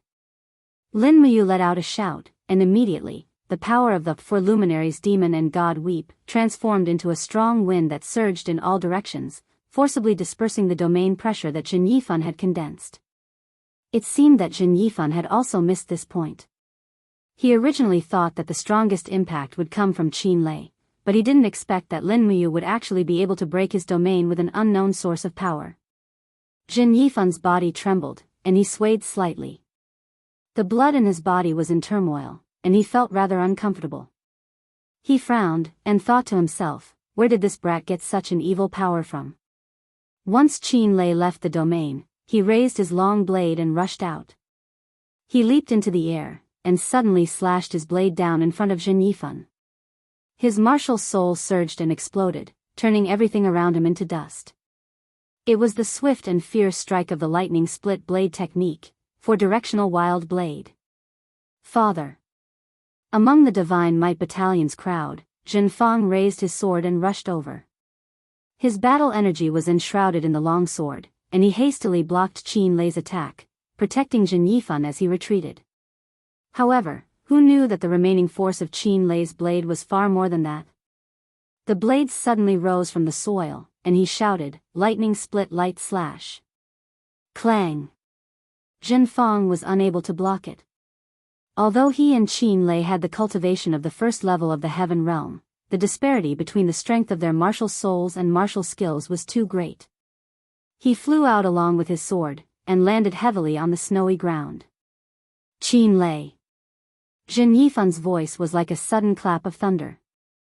He stood majestically in the midst of the mess, and his face was ashen as he said, "I will clarify the whole story with His Majesty regarding Rong Han Yuan's matter. Don't be so overbearing here." Qin Lei gritted his teeth so hard that they almost broke. His face was pale, and fresh blood continuously flowed down the lightning-split blade. After all, there was a huge gap of 3 realms between them. No matter how hard he tried, he would never be Jin Yifan's opponent. Lin Muyu slowly walked forward, and reached out her hand to hold Qin Lei's shoulder. She said, "A wise man knows better than to fight when the odds are against him. Big brother Qin Lei, just let it go." Qin Lei slowly lowered his head. The blood and tears in his eyes mixed together, and his shoulders trembled slightly. At this moment, he was almost swallowed up by unwillingness and anger. Jin Yifan had killed Rong Hanyuan in front of a group of imperial guards. This was a huge humiliation. Rong Hanyuan had followed Qin Lei for many years, and he had done his duty diligently. However, he ended up like this in the end. Qin Lei could not absolve himself from the blame. Qin Lei's arm, which was holding onto the blade, was trembling slightly. His eyes were bloodshot, and he said in a low voice, "If I don't kill Jin Yifan, Qin Lei, swear that I am not a man in this life." Lin Muyu nodded, and said, "All right, I understand." Jin Yifan snorted coldly. He helped Jin Fong up, and led a group of Divine Might Battalion soldiers away ostentatiously. Qin Lei gritted his teeth, and picked up Rong Hanyuan's head from the ground. His face was pale, and he said, "Use a needle and thread to sew General Song's head and body together. Bury him with the ceremony of a deputy general." "Yes." Chu Huaying received Rong Hanyuan's head. His brows were tightly knitted, and he allowed the fresh blood to dye his wrist guard and battle robe red. He turned around and left. Qin Lei seemed to have aged a lot. He looked at Lin Muyu, and said, You're back." "Yes." Lin Muyu didn't know what to say to comfort Qin Lei. She didn't know how deep the friendship between Qin Lei and Rong Hanyuan was, so anything she said would seem to be inappropriate. Qin Lei held his shoulder, and said, "This time, it's all thanks to you. Otherwise, the consequences would be unthinkable. Jin Yifan is a dog with wild ambitions. If we let him continue to be so rampant, I'm afraid that our Qin family's empire will be in danger." As he spoke, Qin Lei looked at Qin Yin, and said, "Your Highness, shall we go and have an audience with His Majesty? He dared to openly enter Zetian Palace Hall today to kill my general. Perhaps he will directly kill his way into Zetian Palace Hall tomorrow to make things difficult for His Majesty." Qin Yin nodded, "Yes, let's go and see Royal Father now." At this moment, Lin Muyu's body slightly trembled, and the 7 luminaries' profound energy in his body started to backfire. After all, the strength of his soul wasn't enough to control the 4th luminaries. This time, he forcefully used the 4th luminaries to break Jin Yifan's domain. Jin Yifan was fine, but he himself was already injured. Tang Xiaoxi was attentive, and she hurriedly supported him, and asked, "Mu, are you all right?" "I'm fine." Lin Muyu waved his hand, and forcefully raised his battle chi to resist the 7 luminaries' profound energies backfire. However, it was as if the inside of his body was overturned, and he couldn't recover in a short period of time. Half of the power in his body seemed to have been sucked away by the 7 luminaries' profound energy. It seemed that although the 7 luminaries could allow him to challenge enemies of a higher level, there was a price to pay. Big brother Qin Lei, Her Highness, Shao Shi. He looked at the crowd, and said, "When I was fighting with Jin Yifan just now, I suffered some internal injuries. I'm afraid that my current strength isn't enough to protect all of you. Lin Muyu requests to leave first." Qin Yin looked at him worriedly. Do you want me to get the imperial physician to diagnose my internal injuries? No need, thank you, Xiao Yin. Tang Xiaoxi nodded, and said, then big brother Qin Lei and Xiao Yin will go see his majesty, and I'll accompany you back. Be careful. Amen. After leaving the Zetian palace, Lin Muyu slowly rode on his warhorse. His face was slightly pale, but after silently circulating the dragon-forging bone remnant scroll for a few days, the backfire of the 7 luminaries' profound energy in his body was forcefully suppressed, and he had also recovered quite a bit of strength. When he arrived at Tongtian Street, he suddenly turned his horse around, and went right. Mu, aren't you going back to the Eagle Nest camp? Tang Xiaoxi asked in surprise. No, I'm going to the Divine Palace first. All right. Tang Xiaoxi didn't ask for the reason, because she knew that Lin Muyu definitely had his reasons for doing so.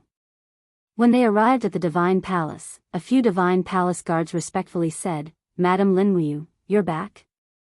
Lin Muyu nodded, and his complexion didn't look too good, so the guards didn't say much, and bowed to Tang Xiaoxi, who was behind him. Tang Xiaoxi waved her hand, indicating that they didn't need to stand on ceremony. The Divine Palace was silent. Not far away, sounds of fighting could be heard from the training hall. From afar, Qin Yan's entire body was covered with the defensive spirit power of the dragon scale armor martial spirit, and he was defending against the sword and blade attacks of a Silver Star sparring master.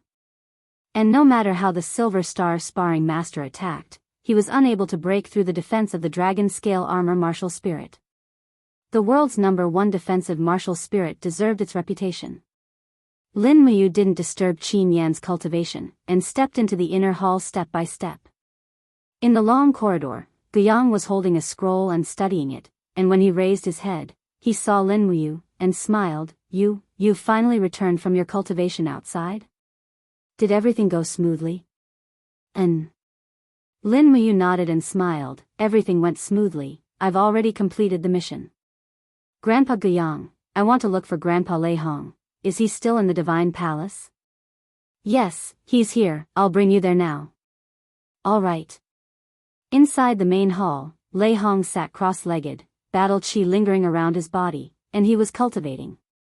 After Lin Muyu, Tang Xiaoxi, and Guiyang entered, they didn't disturb him, and just sat quietly at the side and waited. Not long after, Lei Hong opened his eyes after one circulation, and said with a smile, You, Princess Shi, you're here? Yes. Tang Xiaoxi smiled. Lei Hong said, Since you're here, there must be something, right? Lin Muyu asked, Grandpa Lei Hong, I have something to ask you, and I hope you can answer me truthfully. Ask you. Grandpa Lei Hong and Xing Yifan, who's stronger? Lin Muyu asked directly. Lei Hong was stunned, stroked his white beard, and said with a smile, Xing Yifan is stronger. Then, between Grandpa Chu Chu and Xing Yifan, who's stronger? Lin Muyu continued to ask. Lei Hong smiled slightly. Fire Cauldron Chu Chu, his attainments in the law of fire is supreme in the world, and his fire palms are rarely matched, but Xing Yifan has hidden his strength, so, in my opinion, Chu Chu and Xing Yifan's strength are on par. I understand. Lin Muyu let out a sigh of relief, and said, Grandpa Lei Hong, write a letter and send it to Grandpa Chu Chu, tell him to return to Lanyan City. Why? Lei Hong was stunned.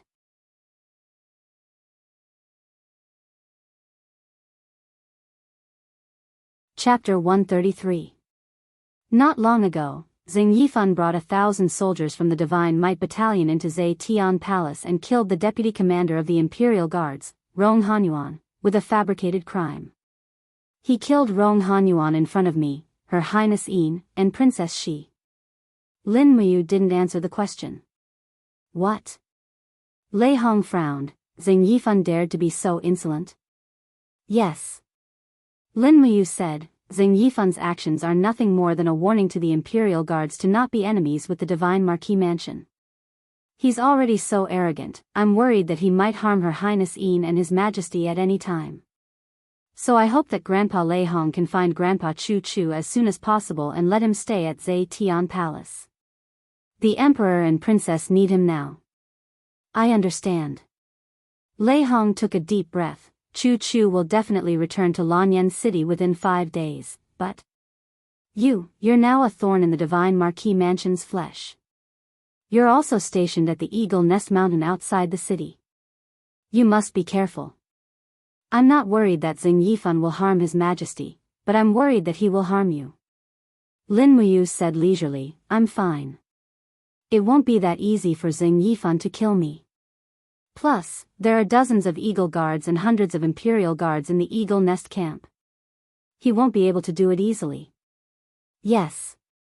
Lei Hong said, hurry back to the camp before the sun sets. Be careful once you leave the city. Yes. Lei Hong stood up and said, Deacon Guyang, prepare a horse for me. Great Deacon, where are you going? Guyang asked in surprise. Lei Hong smiled, before Chu Chu returns to Lanyan City, I'll protect His Majesty and Her Highness Yin in Zhe Tian Palace.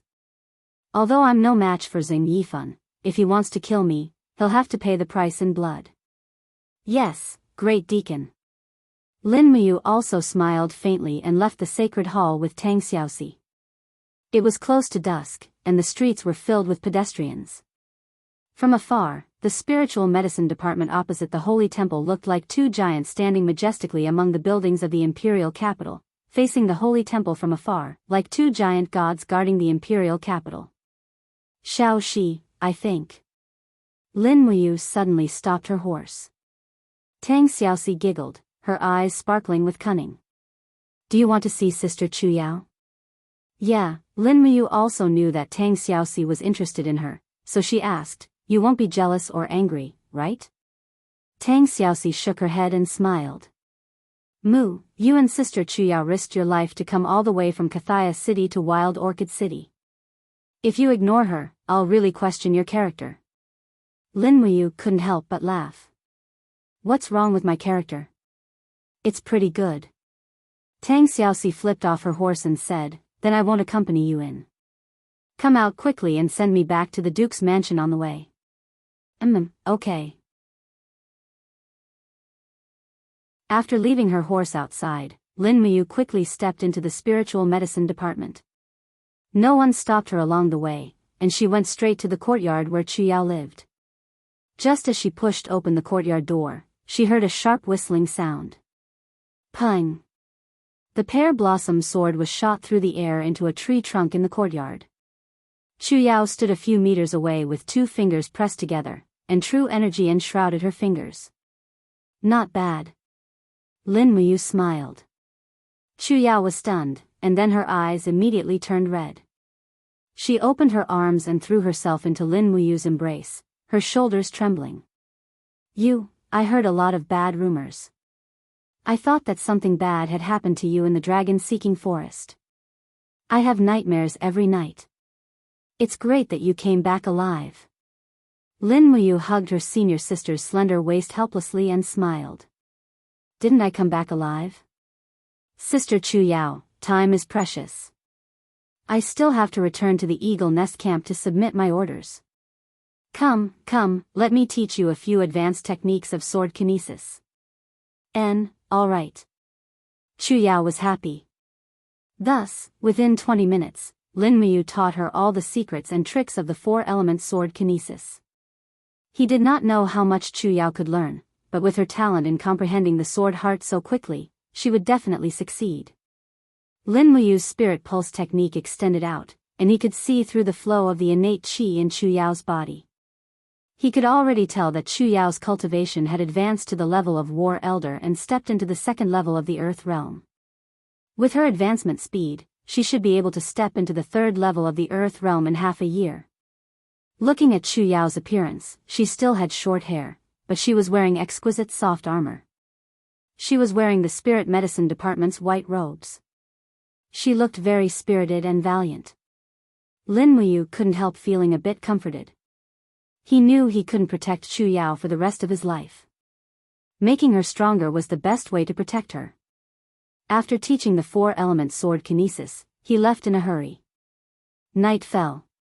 Outside the Spirit Medicine Department, Tang Xiaoxi had been waiting impatiently for a long time. However, when she saw Lin Muyu walk out of the spirit medicine department with a tired face, she couldn't bear to blame him. She just asked, "How is Sister Chia recently?" "Pretty good." Lin Muyu smiled and said, "I taught her the sword kinesis. Sister Chu Yao's advancement speed is quite fast. By the way, Xiaoxi, how is your cultivation progress recently?" Tang Xiaoxi raised her beautiful eyes, puffed out her full chest, and said, "I stepped into the 3rd level of the Earth realm half a month ago. Now I should be close to the level 57 battle saint.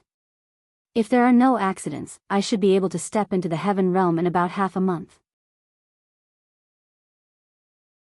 "How is it, Mu? I'm about to catch up to you." Lin Muyu snickered, even if you step into the heaven realm, I'm afraid you're still no match for me." Tang Xiaoxi pouted, Mu is a baddie, don't provoke me." "Alright, go back early." "Okay." After sending Tang Xiaoxi back to the Duke's mansion, Lin Muyu immediately spurred her horse towards Eagle's Nest Mountain. In less than half an hour, she had already ascended the mountain. In the darkness of the night, there was an endless stream of royal guards ascending the mountain. On the backs of their horses, there were fire foxes, swift wolves, cloud deer, and other prey. These were all for the enjoyment of Zai Tian Palace. It was a stark contrast to the lives of the poor commoners outside the city.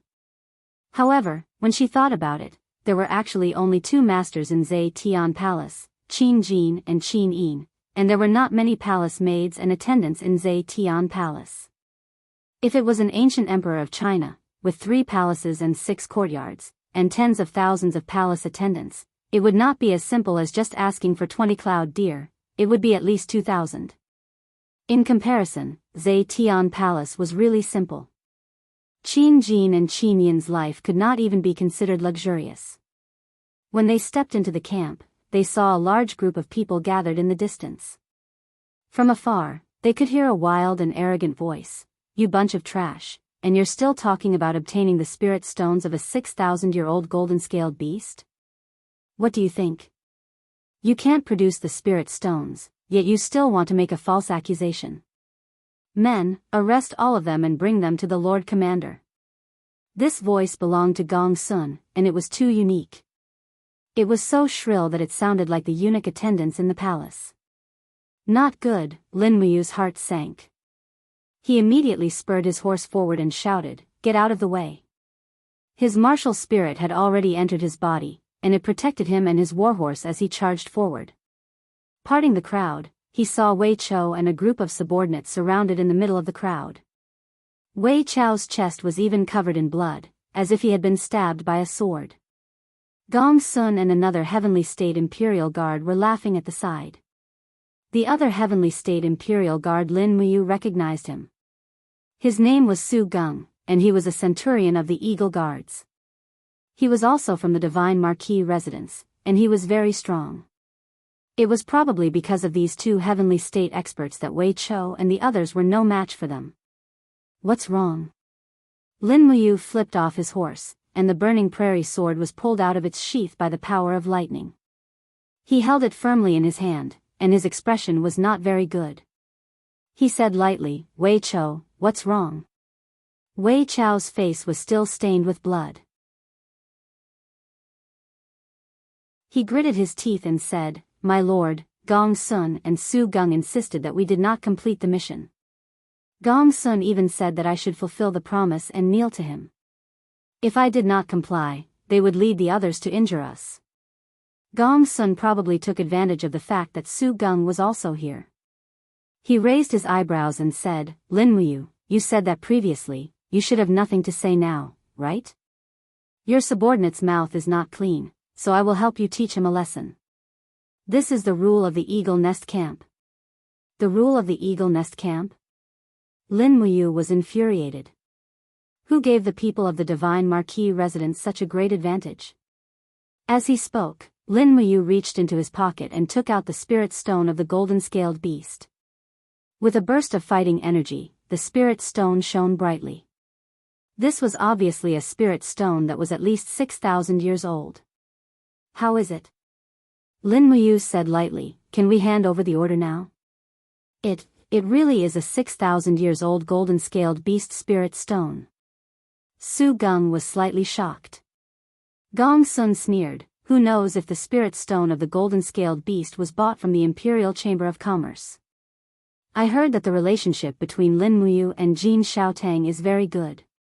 Maybe it was bought. Even if it was bought, I have completed the mission." The corner of Lin Muyu's mouth rose. "But the two of you bullied my people. Shouldn't you repay something now?" "Repay what?" Gong Sun sneered. "Do you think you can fight one against two? Why can't I?" Before he finished speaking, Lin Muyu had already moved. Demonic power quickly gathered on his left fist. With a roar, he punched toward Su Gung's abdomen. Su Gung didn't expect this kid to suddenly sneak attack. He hurriedly condensed chi armor to protect himself. But it was too late. He only gathered less than 30% of his strength and was hit by the 50% power of the second glory. Pung! The dignified heavenly realm Imperial Guard was directly blown away and fell into a pile of broken bricks. There was no more movement. "You!" Gong Sun was stunned. He hurriedly gathered his fighting energy into his long sword and attacked. Lin Muyu laughed wildly. She opened her left hand and the dragon scale wall appeared between her 5 fingers. It invisibly increased her defense. She forcibly grabbed the opponent's blade with one hand. She opened her right hand and used lightning to control the sword. The prairie fire sword stabbed toward Gong Sun's chest. Pung! The sword surged. It didn't break through Gong Sun's chi armor, but it had completely shattered his defensive aura. Her right hand condensed into a palm blade. She increased her fighting energy. The 30% power of the first glory went straight for Gong Sun's neck. Pung! The palm strike made Gong Sun lie on the ground. Both his palms fell to the ground, and he also abandoned his sword. Lin Muyu raised her leg and kicked the back of his knee. She raised her palm and wrapped her flame-fighting energy. She grabbed the cloak on his back and kicked in the direction of Wei Chou. She shouted, "Kneel." Just like that, Gong Sun knelt in front of Wei Chou with a humiliated expression.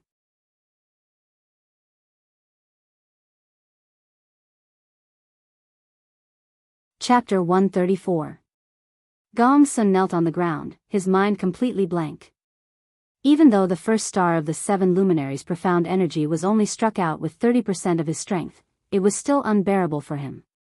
He shook his head with all his might, and only regained his senses after at least 10 seconds. When he raised his head to take a look, he realized that he was kneeling in front of Wei Chou and the other Imperial guards, and there was a foot on his back, making him unable to move. "Apologize." Lin Muyu's voice was very cold, and she seemed to be suppressing her anger. Gong Sun clenched his teeth and struggled to stand up as he bellowed, "You want this daddy to apologize to Yingji's son? Only if I, Gong Sun, am dead. Stop dreaming. Kill me if you have the guts." Lin Muyu didn't say anything. She raised her hand and pulled out the prairie fire sword.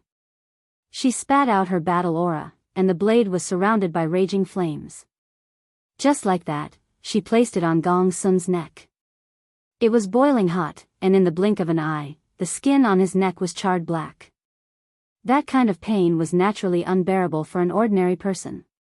Even though Gong Sun was arrogant, he only had arrogance and no pride. He couldn't endure pain, and he bellowed like a pig being slaughtered, "Lin Muyu, you bastard. What exactly do you want?" "Apologize to Wei Chou." Lin Muyu said indifferently, "Tell him that you are wrong." "Milord." Wei Chou looked at Gong Sun, who was kneeling in front of him, but he was still a little fearful. After all, Gong Sun's strength and bloodline were much higher than his. Furthermore, Gong Sun was the squad leader of the Imperial Guards, and his military rank was much higher than his. "Apologize." Lin Muyu continued to bellow, and the battle aura in her hand increased by 10%. Instantly, the flames on the prairie fire sword became even more intense. If this continued, Gong Sun wouldn't be able to last more than a minute. Enduring the intense pain, Gong Sun laid on the ground with both hands on the ground, and said word by word with a trembling voice, Wei Cho. I am sorry. Gong Sun is wrong. I have let you down. I apologize to you right here. Hua. The flames on the burning prairie sword were extinguished. Lin Muyu raised her hand and sheathed the long sword. She removed the combat boots that were on Gong Sun's back and said coldly, I hope you won't do it again in the future. Wei Cho is my, Lin Muyu's, subordinate. It's not your turn to discipline him, Gong Sun. Yes. Yes. Gong Sun was no longer as arrogant as before. He continued to kneel there and violently coughed a few times. Drops of blood splattered on the ground. In the corner, Su Gung, who was in the ruins, coughed as well. He stumbled and crawled as he stood up. His face was covered in blood. He was caught off guard and took the second element with 50% of its power. It was already considered pretty good that he didn't die. At this moment, the surrounding royal guards had fear written all over their faces. No one expected Lin Muyu to be so strong. He, Gong Sun, and Su Gung were also in the first heaven of the heaven realm, but he was able to subdue Gong Sun and Su Gung in 2 moves. No one knew how strong this kid was. In fact, the reason for such an outcome was very simple. The first reason was that Lin Muyu launched a surprise attack and caught the opponent off guard. The second reason was that the 7 luminaries' mystic energy was too vigorous and overbearing. Gong Sun and Su Gung's battle chi might not be inferior to Lin Muyu's, but in terms of martial arts, they were much, much faster. Gong Sun and Su Gung's martial arts moves were at most a spirit-grade martial art, but Lin Muyu's 7 luminaries' mystic energy was rare in the world. Not to mention a profound grade or saint-grade martial art, even if the 7 luminaries' mystic energy was listed as a divine-grade martial art, it would still be a grievance. After all, the 7 luminaries' demon emperor relied on the 7 luminaries to kill hundreds of god realm and holy domain experts. This was something that Lin Muyu had witnessed with her own eyes.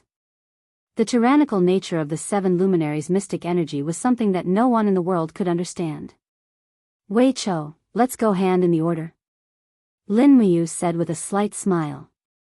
Wei Cho also revealed a smile, wiped the bloodstain at the corner of his mouth, and said, Yes, my lady. And so, Lin Muyu led the 10 royal guards to the central camp of the Eagle Nest Camp. Actually, the battle outside was not more than 100 meters away from the central camp, but Meng Fong, as the commander, turned a blind eye to it. Lin Muyu was already used to it. In this world, the strong were revered. Meng Fong probably just wanted his subordinates to decide the winner and loser themselves. Even if someone was killed, he could just stand aside and not take any responsibility. Swoosh. She opened the curtain of the central camp. Inside, Commander Meng Fong was holding a wine jar and drinking. There were also 2 other royal guards of the same rank as Lin Muyu. Are you done teaching him a lesson? Meng Fong smiled slightly. It seems that Gong Sun is not Lady Lin Muyu's match after all. Those who can escape from the Tower of Babel unscathed are not ordinary people after all. Lin Muyu walked forward expressionlessly, took out her bag of spirit stones, shook it, and took out all the spirit stones, saying, Commander, these are our gains from this trip. A 5,700-year-old bloodthirsty tiger fire spirit stone, a 4,200-year-old flaming ironback bear spirit stone, a 5,200-year-old stone spot wolf spirit stone, a 6,200-year-old golden scale beast light spirit stone, and a 4,800-year-old golden scale beast spirit stone. Please store them all in the warehouse. Meng Fong looked at the glowing spirit stones on the table, and his eyes couldn't help but brighten. He laughed heartily, saying, General Lin, I really want to ask, how did you get so many spirit stones that are more than 5,000 years old? Logically speaking, even if you are an expert at the first level of the heavenly realm, but killing a 6,200-year-old golden scale beast shouldn't be that easy, right? Lin Muyu pointed at his arm, saying, In order to kill this golden scale beast, my arm was broken, and Wei Cho and the others were also injured. The obtaining of these spirit stones isn't as easy as Commander thinks, so that's how it is. Meng Fong looked at him approvingly, saying, the Eagle Nest Camp has such a strong general like Lady Lin Muyu. It is our Eagle Nest Camp's blessing. I will say something from the bottom of my heart, if you hadn't come, we definitely wouldn't have been able to complete the mission before the winter sacrifice ceremony. Even if we send out all the Eagle Guards, it wouldn't have been of any use.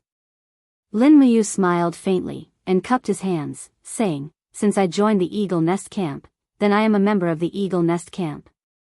The Eagle Nest Camp's honor and disgrace are already one with me, so I naturally won't neglect you.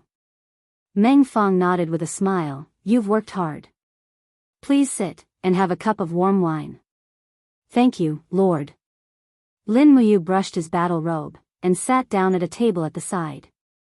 An Imperial Guard immediately poured wine for him, while Wei Chou and a few other Imperial Guards stood behind him. In the distance, a 10-man squad leader of the Imperial Guards, who was sitting opposite, pulled out a leg of a roasted rabbit in a copper cauldron, and chewed it without restraint, letting the oil and water drip onto his beard. As he chewed on the rabbit meat, he said with a smile, I heard that Lady Lin Muyu and the commander of the Imperial Guards, Feng Jixing, and the commander of the Imperial Guards, Lord Qin Lei, are very close, and even more favored by Her Highness Yin and Princess Shi. It is said that after you were exiled to the Tower of Babel, Her Highness Yin and Princess Shi pleaded for you in every possible way. With such an identity and status, why did Lady Lin Muyu take the initiative to apply to the Eagle Nest Camp? He wiped his oily mouth, and said with a smile, if you applied to become a dragon guard, it wouldn't be too much of a problem.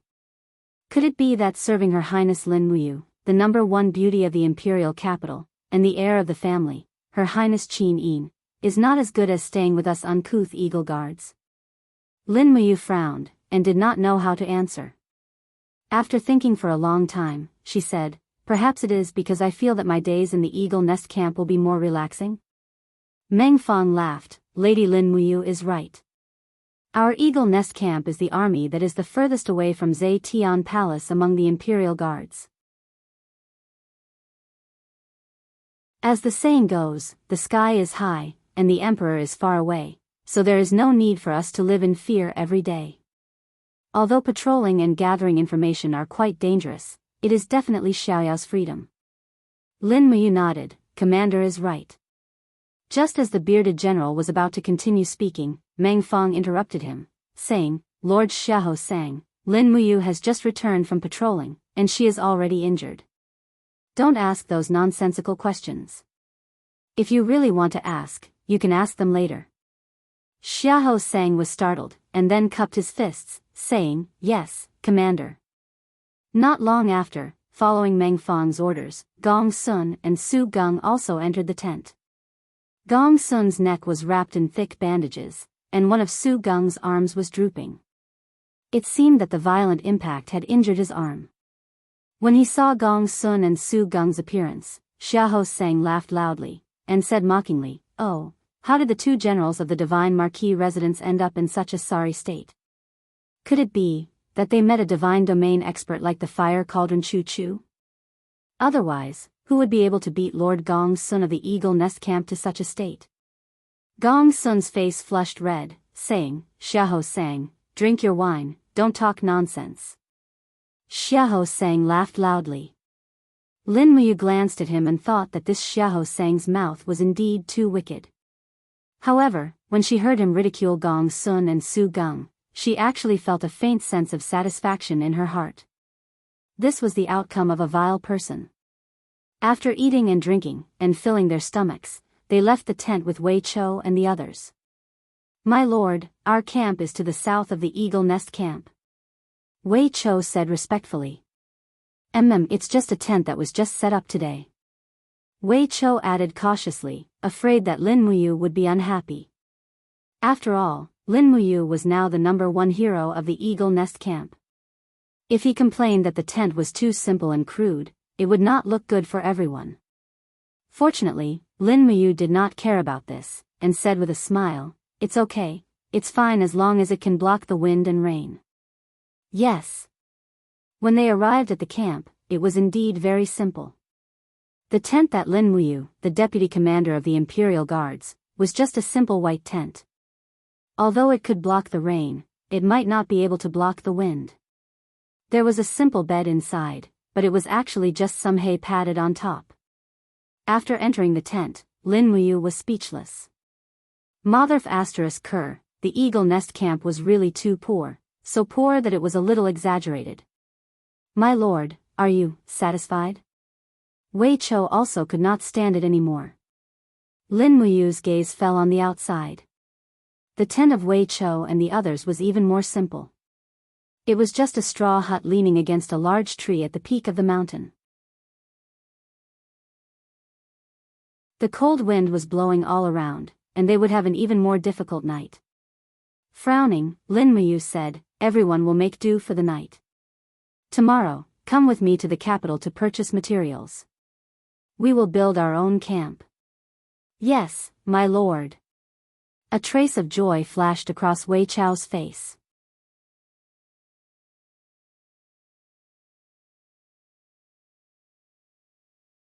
Chapter 135. Lying on the soft bed, Lin Muyu saw a longhorn beetle gracefully crawling on the edge of her bed. She couldn't help but let out a long sigh. Eagle Nest Mountain's campsite was indeed natural. This place was too close to nature. Closing his eyes, he ignored the heavenly bowl and slowly activated the spirit meridian art. In this period of time, Lin Muyu had shifted the focus of her cultivation from the forging dragon bone remnant scroll to the spirit pulse technique. This was because the benefits of the spirit pulse technique were obvious. In the past, using the two luminaries' demonic dance once would drain her soul energy, but now, using the second luminaries 3 times consecutively would not be a problem. After all, the 7 luminaries' dark force was her strongest killer move, so the spirit pulse technique was the foundation. Moreover, the spirit meridian technique had even saved his life in Skysplit Tower. Lei Hong had said that the creator of the spirit meridian technique was a madman, but now it seemed that the creator of the spirit meridian technique was simply a peerless genius. He slowly spread out his spirit sense. Even though he had closed his eyes, everything around him seemed clearer than when he had his eyes open. The heavenly bull was crawling along a grass branch, and above its head, a black spider was silently weaving a web. Winter had come too quickly this year, so much so that the animals were still too slow to go into hibernation. In fact, even after the snow on Eagle's Nest had melted, it was still green. Further away, a group of royal guards were drinking and chatting. Lin Muyu could easily recognize their voices. Among them were Gong Sun and Su Gung. Their tents were about 120 meters away from Lin Muyu, but the spirit pulse technique was able to hear their voices. It was amazing. "That little bastard, I must kill him." Gong Sun slammed his wine glass on the table. Su Gung said, "Lin Muyu's punch was too fast, and there was a demonic power in it. My battle aura protection was useless against it. I don't know what's going on." Gong Sun replied, "Only the heavens know where he learned this crooked method from. Otherwise, I wouldn't have been subdued so easily. If this matter were to spread to the Divine Marquis residence, I'm afraid that the Divine Marquis would be disappointed in us." Su Gung smiled. "The Marquis has eyes and ears all over Lanyan City. I'm sure he knows by now. However, Brother Gong Sun, you don't have to worry. Lin Muyu has ruined the plans of the Marquis and the little Marquis. The Marquis will definitely not let Lin Muyu off so easily. We just have to wait for the Marquis to send even stronger people to make things difficult for that brat." Gong Sun's rage hadn't dissipated as he said, "If it's possible, I want to personally chop off that little bastard's head." "As you wish." When Lin Muyu heard this, she frowned. She continued to extend her spiritual sense outwards, but she could no longer hear the voices of people. 120 meters seemed to be the limit. Any further and the voices would become intermittent and indistinct. She could not hear them at all. The spirit meridian art rippled outwards layer by layer, causing his mind to be clear and his thoughts to be unprecedentedly clear. He cultivated all the way until midnight. A wave of tiredness hit him, and he closed his eyes to sleep. The next morning, when he woke up, he saw the Spirit Fire Division of the Eagle Nest Camp making breakfast in the distance. Wei Cho respectfully said outside the tent, "Sir, the Eagle Nest Camp's rule is that there will be an hour of training in the morning before breakfast is served." He got up, brushed his teeth and washed his face. There was no toothpaste in this world yet, so he used something called tooth powder. It was said to be made from the powder of a plant, but the effect was not much different from toothpaste. However, washing his face was a problem because there were no men's skincare products like L'Oreal in the mainland. Fortunately, Lin Muyu did not mind. Her skin was naturally good, so she did not seem to need those things. Zhang Wei and Wei Cho, who were uncouth, did not even bother to use tooth powder. They were very bold and their breath was fresh. After rinsing his mouth, he suddenly felt a shock. There seemed to be people behind the tent.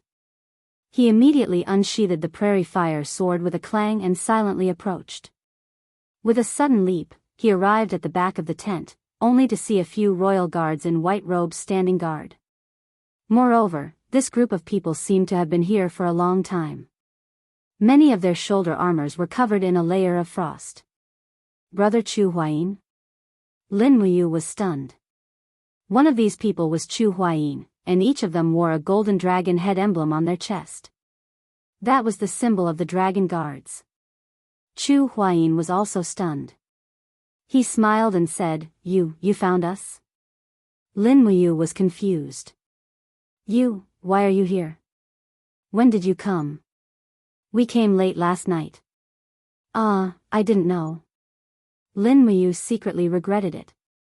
She must have slept so soundly that she did not even notice the arrival of Chu Huayin and his group with the Spirit Meridian art. There were a total of 10 dragon guards, including Chu Huayin. Lin Muyu asked, "Brother Chu Huayin, this is the Eagle Nest Camp. Why are you here? Shouldn't you be protecting His Majesty and Her Highness Yin at Zhe Tian Palace?"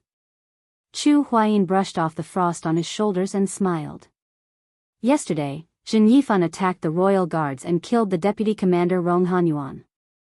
This is the first time he has provoked the royal guards, and there will definitely be a second time. Commander Qin Lei thinks that Jin Yifan's next target is likely to be you, so he asked me to lead the 9 dragon guards to secretly protect you."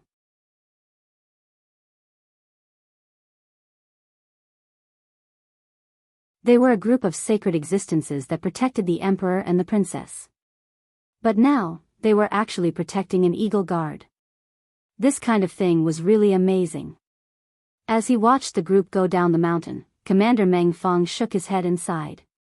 What kind of world is this? I don't understand it anymore. On the way down the mountain, Lin Muyu looked through her bag of spirit stones. She realized that apart from the spirit stones she had handed over, there were still some spirit stones left.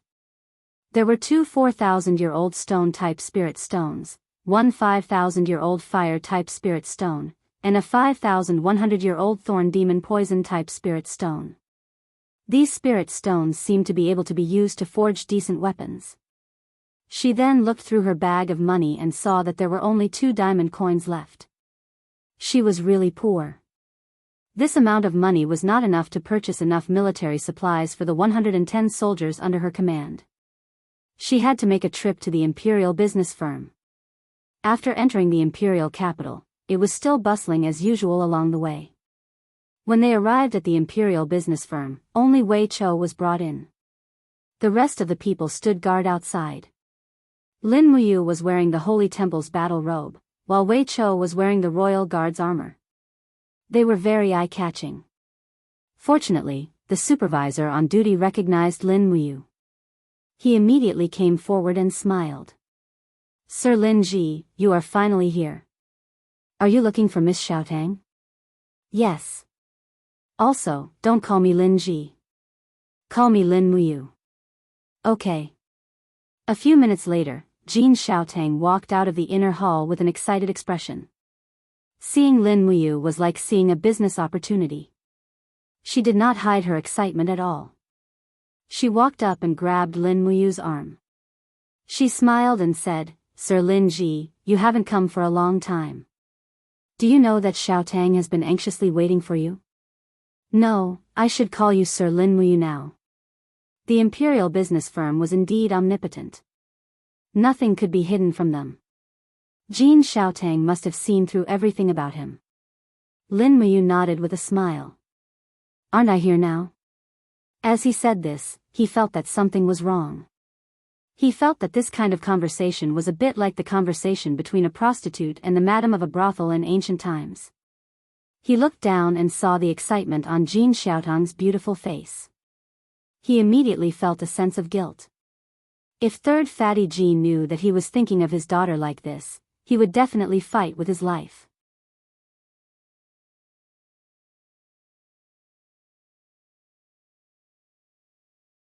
Chapter 136. Madam Lin Muyu, what do you need this time? Jin Xiaotang asked with a smile as she brought Lin Muyu around the shop with her hands behind her back. She exuded the aura of a young girl. Perhaps many people thought that Jin Xiaotang was a young girl, but no one would doubt her intelligence and ability. It was precisely because of Lin Muyu's refining skills that Jin Xiaotang treated him with such importance and politeness. Otherwise, who do you think you are?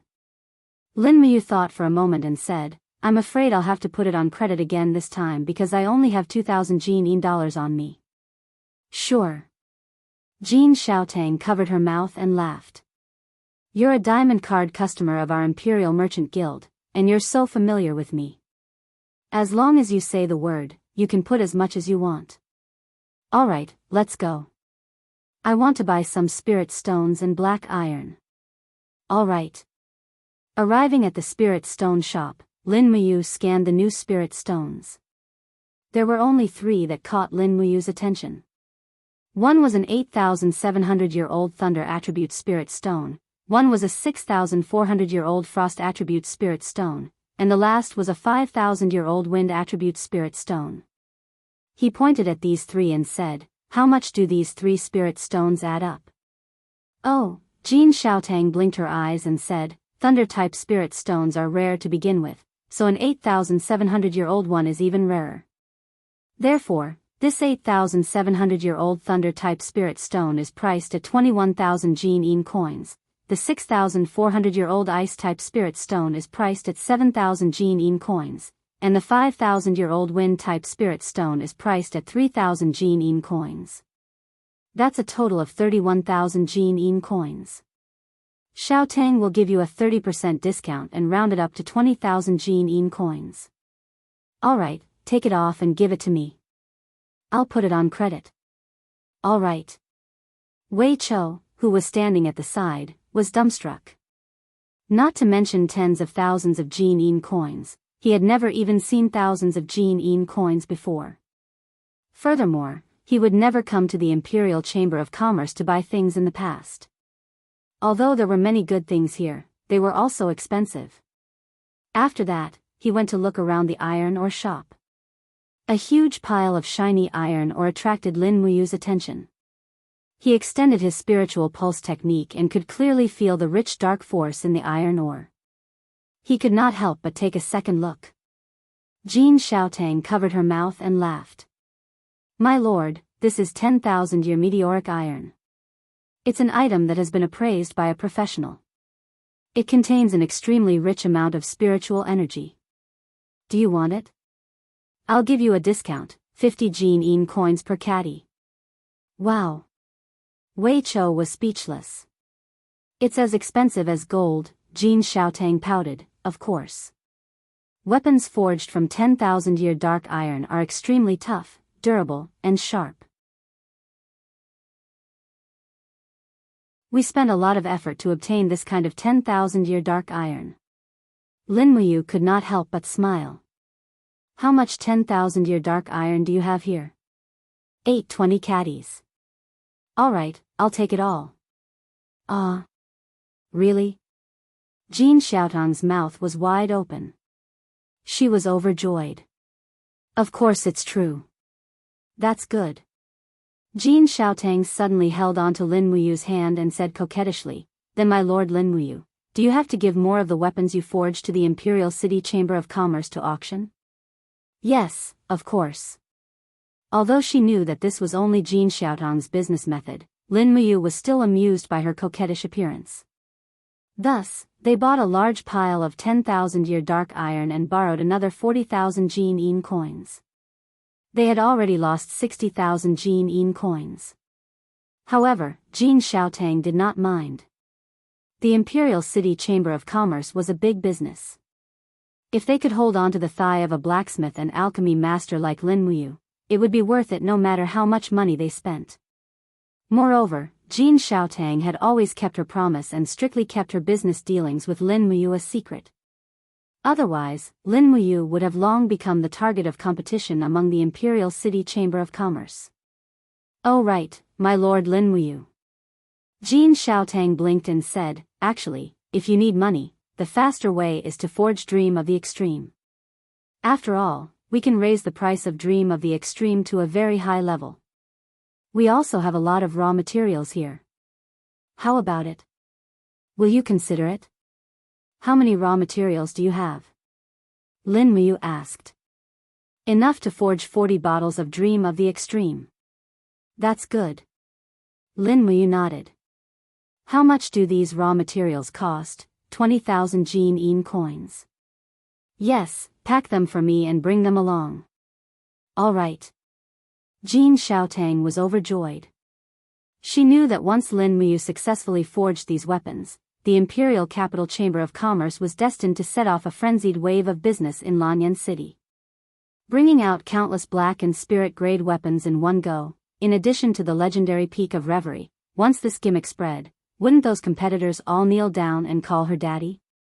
Jin Xiaotang felt uneasy when she thought about how the detestable boss of the Wulin Enterprise always looked at her with perverted eyes and wanted to poach her to be the vice manager of the Wulin Enterprise.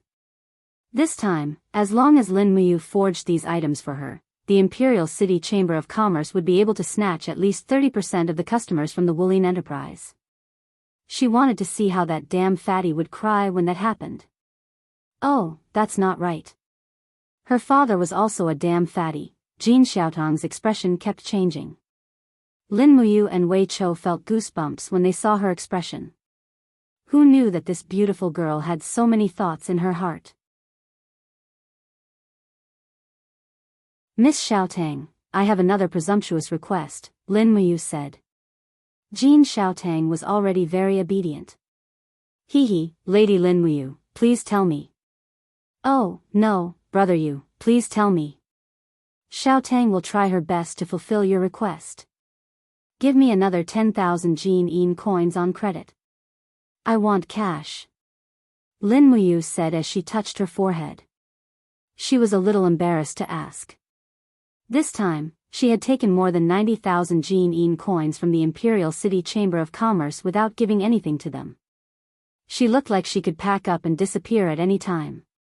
However, Jin Xiaotang didn't even think about it. She smiled and said to the manager behind her, "Give 10 diamond coins to my brother Yu." Her shout had unknowingly shortened the distance between her and Lin Muyu. Although Lin Muyu knew that she would definitely be taken advantage of, it didn't matter. He liked doing business with this kind of person. When they left the Imperial City Chamber of Commerce with 10,000 Jin coins and a large amount of resources, Wei Chao's entire worldview was turned upside down. He said, "Lady, who are you? Why, is Miss Jin Xiaotang of the Imperial City Chamber of Commerce so polite to you? You don't have to ask." Lin Muyu sighed and said, "I'm risking my life to earn money so that everyone in the Eagle Nest camp can have a better life.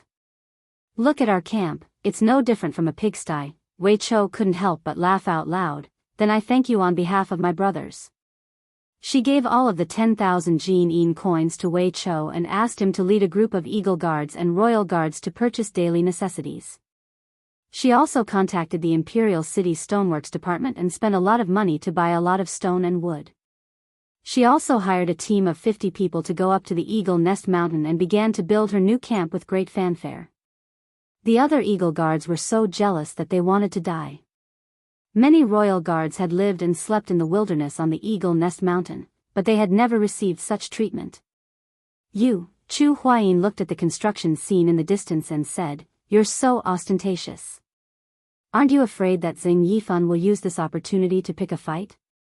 Did you forget how Lord Rong Hanyuan was executed? Xing Yifan found a loophole. I'm very worried that Xing Yifan will pick a fight with you and ask you where you got the money from. Lin Muyu took out a list from her pocket and said, "This is Miss Jean Xiaotong's list from the Imperial City's Chamber of Commerce. Don't worry, brother, I've thought about this thoroughly." "Okay, that's good."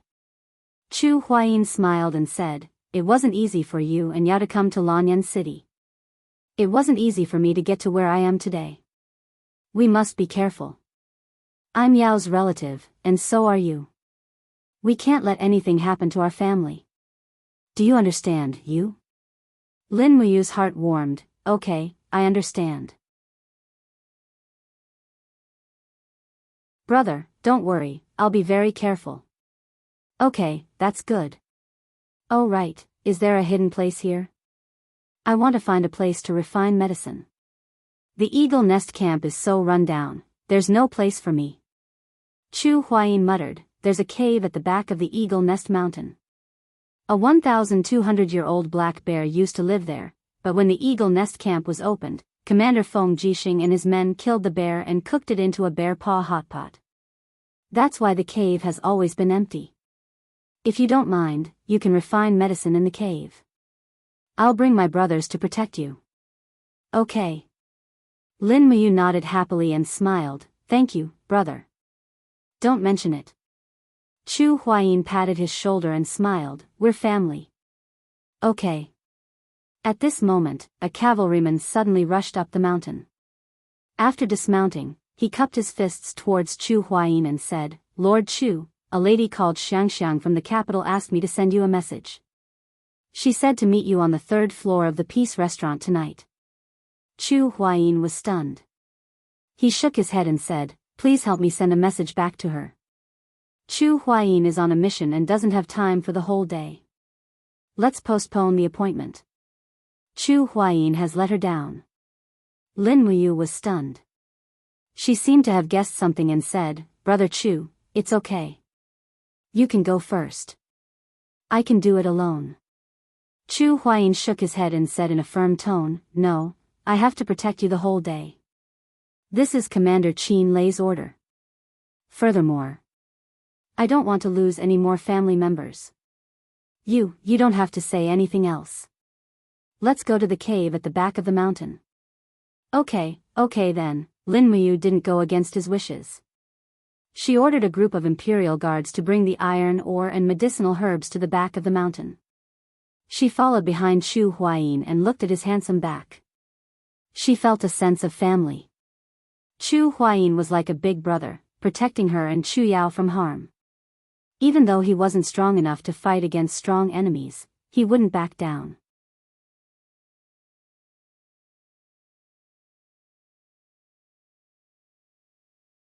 Chapter 137. When they arrived at the back of the mountain, the snow had melted quite a bit, revealing a forest of green pines. Some maple trees that hadn't completely withered had fiery red leaves, bringing a hint of autumn to this cold winter. A group of Imperial guards entered the cave with their weapons and searched for a while before reporting, "Sir, there's nothing in the cave." "Very good." Lin Muyu ordered for the iron ores and other things to be pushed in. Then, Chu Huayin personally guarded the outside, leaving only Lin Muyu in the cave. She fastened the torch to the stone wall at the side and found the most spacious place to place the iron ores and other things down. Then, she looked to the side. Not bad, there was a small pool that could be used to cool weapons. Since forging consumed a lot of battle energy and physical strength, she refined the medicine first. He was already very familiar with refining Dream of Extreme Peaks. In less than an hour, he had refined a total of 47 bottles of Dream of Extreme Peaks. He packed up 40 bottles for Jean Xiaotang to sell and kept the other 7 bottles for himself. Then, he walked out of the cave and found Chu Huayin leaning against the rock wall with his eyes closed. He was humming a guqin with his eyes closed. This guy was indeed an elegant person. Compared to uncouth men like Qin Lei and Feng Jixing, he was more attractive to women. Are you done refining?" Chu Huayin was stunned. "It's still early." Lin Muyu smiled. "I've just finished refining the medicine." As she said this, she took out 7 bottles of Dream of Extreme Peak and smiled. Brother Chu, do you know what this is? Could it be Dream of Extreme Peak? Chu Huayin was an intelligent person. He could tell from the look on Huaying's face that there were treasures in these small medicine bottles. Lin Muyu smiled and nodded. Yes, it's Dream of Extreme Peak. It's very beneficial to cultivators. Sleeping for 3 days might be equivalent to 3 years of cultivation. Here, these 7 bottles of medicine, you, Feng Jixing, and Qin Lei will each get a bottle. Perhaps Her Highness Yin can also send a bottle. Also, give Wei Chou a bottle. As for the rest, do as you see fit. Sister Chu Yao and Xiao Shi have already used it. This kind of medicine is only effective for the first time in a lifetime. If you drink it again, it will be useless. Use it with caution. Really? Chu Huaying was extremely excited, and his face was full of excitement as he said, You don't know this, but Commander Feng Jixing and Commander Qin Lei's cultivation is already close to the peak of the first level of the heavenly realm. Perhaps these 2 bottles of Dream Return to Extreme Peak can help them break through to the second level of the heavenly realm. Especially when the Divine Might Battalion is becoming more and more arrogant, it's like sending charcoal in a snowstorm. Lin Muyu nodded and said, Yes, but there's one thing. You'll be unconscious for 3 days. You must choose a good time, or else you might make a mistake. Don't worry, we know what to do. Alright, then I'll continue forging weapons. Alright, Big Brother will stay here until you come out. He began forging weapons and took out the spirit stone from his chest pocket.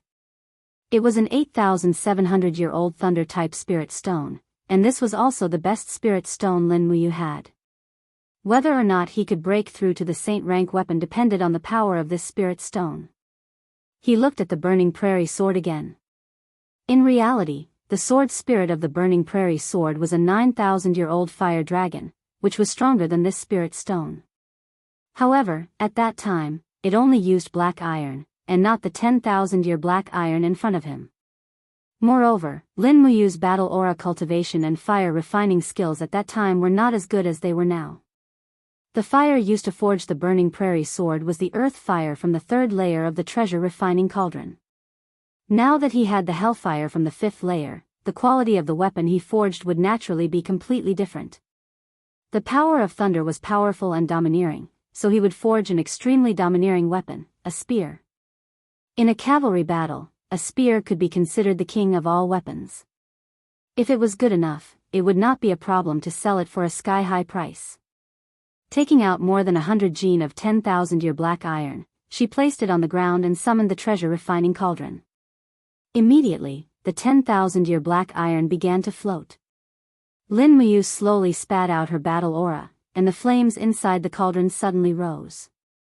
The scarlet hellfire began to burn the 10,000-year black iron. Moreover, Lin Muyu could also feel the vigorous spirit energy inside the 10,000-year black iron, as if many of the spirit energy elements were jumping in joy, waiting to be reborn. After almost an hour, the large piece of 10,000-year black iron was refined. Sparks flew everywhere as the impurities inside the black iron were continuously refined. This process took about 10 minutes. The entire piece of 10,000-year black iron had already become a fiery red ribbon flowing in the treasure refining cauldron, waiting to be condensed into a weapon at any time. Grabbing the 8,700-year-old thunder-type spirit stone, he placed it into the treasure refining cauldron. The outer layer quickly melted, and the hellfire burned fiercely. Not long after, the spirit stone had already cracked. Roar! It was actually a dragon-like creature, and its entire body was enshrouded in lightning. Lulu warned, Big Brother, it's a thunder-horned beast. Be careful, its power of thunder is very strong. As expected, the thunder-horned beast pounced over with its claws and fangs bared. It opened its huge mouth, and streaks of purple lightning gathered. It looked like it was about to spit out a killing blow at Lin Muyu. However, this treasure refining cauldron was originally Lin Muyu's territory, so the thunder-horned beast naturally could not be arrogant. Leaping forward, Lin Muyu did not wait for the thunder-horned beast to attack and punched it. 3 luminaries all-life calamity. Pung. Defeating the enemy with a single strike, the thunder-horned beast's beast spirit was destroyed in the blink of an eye. The spirit stone could only store no more than 50% of the body's spiritual power, not to mention that it was still in the treasure refining cauldron. How could it withstand the attack of the 3rd luminaries? The thunder-horned beast's mournful wails slowly seeped into the pile of iron liquid. Lulu also quickly provided a series of spear molds. Lin Muyu chose one that looked extremely dazzling. Slowly gathering her strength, she reserved a space in the treasure refining cauldron. When the iron liquid and martial spirit were quickly poured into the space, the spear began to take shape. However, this was not the end. When the spear began to cool down, Lin Muyu still increased his battle chi and used the hellfire to temper the spear's edge. This was because this was the part that could withstand the strongest impact. When the spear pierced through the enemy's body, the spear's mission could be to break bones or break armor. Who knew? Under the spirit pulse technique, Lin Muyu's spiritual sense slowly spread out. When his spiritual sense was close to the spear's edge, he could even see the fine structure of the spear's edge as if he had turned on the microscope mode. Therefore, the precision of the forging process was also raised to the extreme. This was something that he did not expect. The spirit pulse technique could actually have such a magical effect in weapon forging. The entire process took a full 3 hours. Finally, the spear was forged. Poochie, the spear fell into the pool of water, stirring up waves of steam. Lin Muyu quickly picked up the spear and weighed it in his hand. The spear's shaft was not bad because it was hollow. Otherwise, it would not be called a spear, but an iron spear. After thinking for a while, he used the hellfire to temper the spear's shaft and wrote the name of the spear, Purgatory Thunder Spear. What a good name, a lightning spear forged with the hellfire. After feeling proud for a while, he continued forging the next weapon. The second weapon was forged with the 6,400-year-old frost spirit stone. Lin Muyu thought for a while and decided to forge a battle saber. After all, he had not forged any saber-type weapon that he was proud of. Battle sabers were one of the most common weapons on the battlefield. They were large in size and were very suitable for charging and breaking through enemy lines. In fact, they were even more valuable than swords. He continued to temper the 10,000-year meteoric iron. This process did not change. Next, he began to refine the 6,400-year-old spirit stone. This time, it was much simpler. When the beast's soul broke out of the shell and tried to bite him, he easily subdued it with the one chaos of the common people and successfully refined it. He chose a very domineering and powerful battle saber mold, which also increased the weight of the entire saber to more than 50 kilograms. Moreover, the saber's entire body was ice blue because of the soul refining technique. When he swung it, there would be streams of icy air floating around it. Therefore, he named it the Ice Soul Saber. At the same time, he also carved the words, Ice Soul Saber, on the body of the saber, although the handwriting was slightly ugly. At this moment, he felt that the battle energy in his body had been depleted to about 30%. By the time he left the cave, the sky was completely dark. Chu Huayin had lit a bonfire outside and was warming himself with a group of Imperial Guard dragon guards. There was half a wild boar on the bonfire. It looked like a dried wild boar. Oil kept dripping onto the bonfire, making a sizzling sound. When he saw Lin Muyu walk out, Chu Huayin smiled and said, You're here. Come and eat something with us.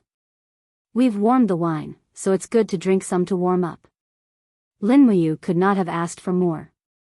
He took the opportunity to sit next to Chu Huayin. A dragon guard immediately cut a piece of fat meat for him and said with a smile, Sir Lin, eat more.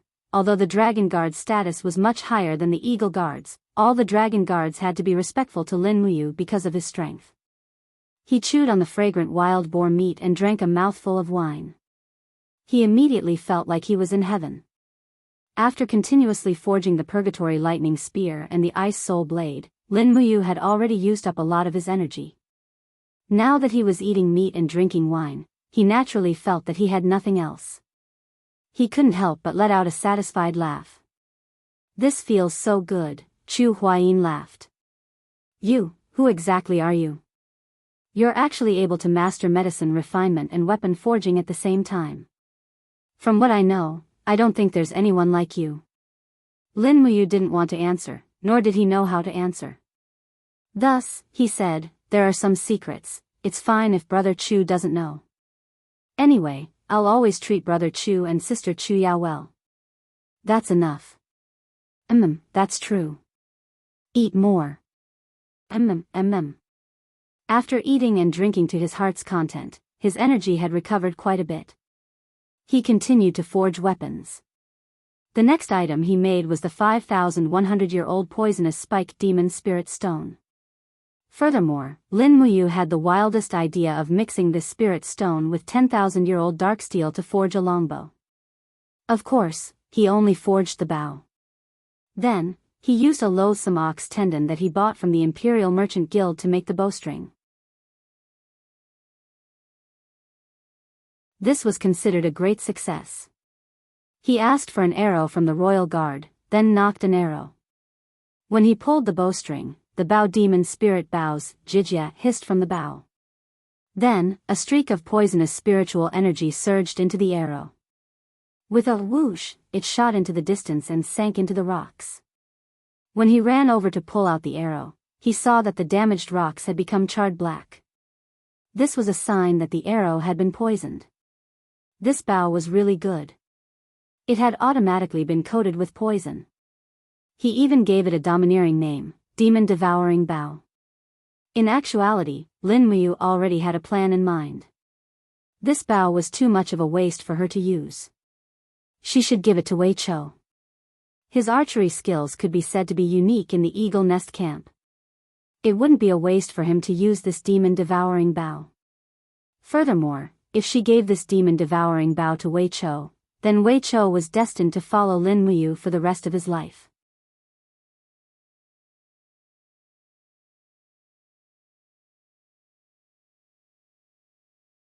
Chapter 138. After that, he rested for a while and forged 4 more weapons. He named them Gale Blade, Fire Devouring Sword, and Green Rock Spear. Of course, since he had 2 Stone Ape Spirit Stones, he also had 2 Green Rock Spears. When he wielded them, there was an unusually thick feeling that flowed into his palm. This was a characteristic of the rock-type soul-refining weapon. Phew, Lin Muyu took a deep breath and sat in the middle of a pile of weapons.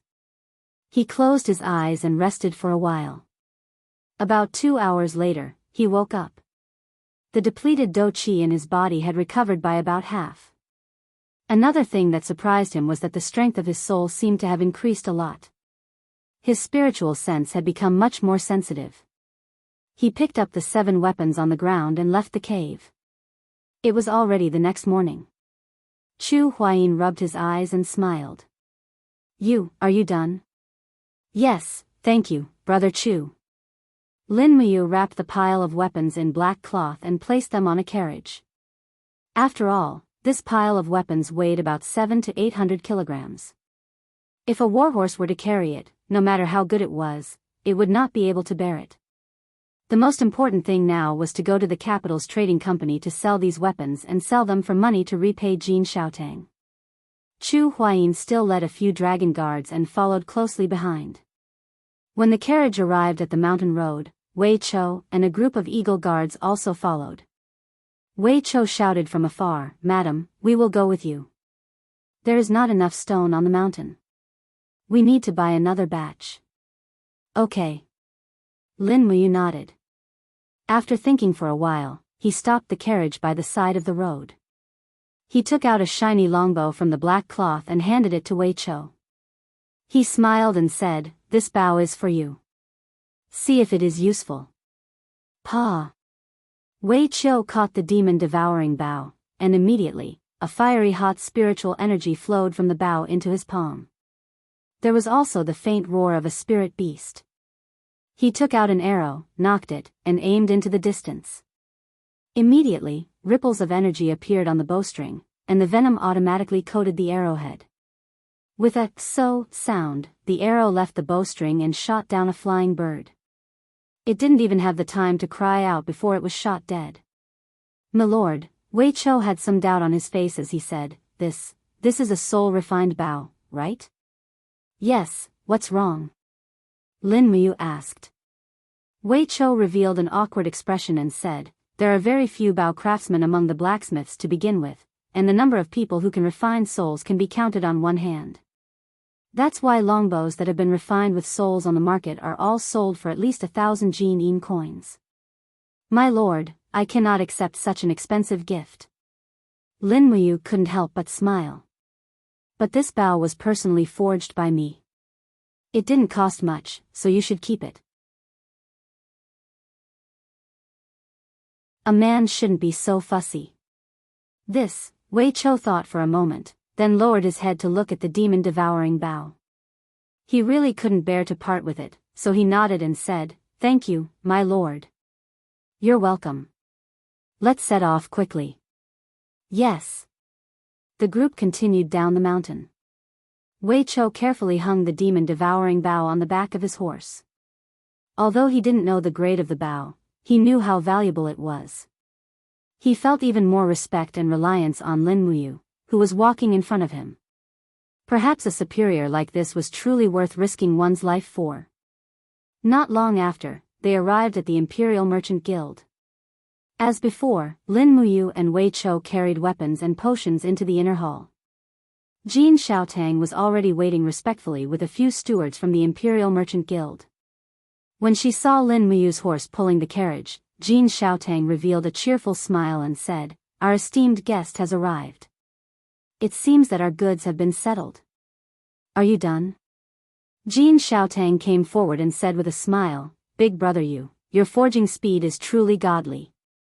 I heard that those master blacksmiths have to repeatedly quench and refine their weapons. They won't be able to forge a decent weapon without at least half a month, but you're actually so different from the rest." Lin Muyu rubbed her nose and smiled, "I just have a few tricks up my sleeve."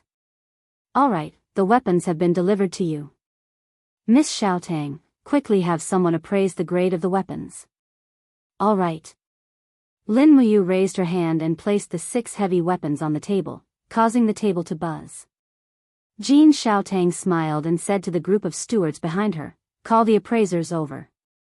"Yes." A few minutes later, a total of 3 appraisers appeared in the inner hall. The first to be appraised were 2 green rock spears. They were almost identical green rock spears because they were made by Lin Muyu using the same mold. Regardless of weight, length, or pattern, they were all the same.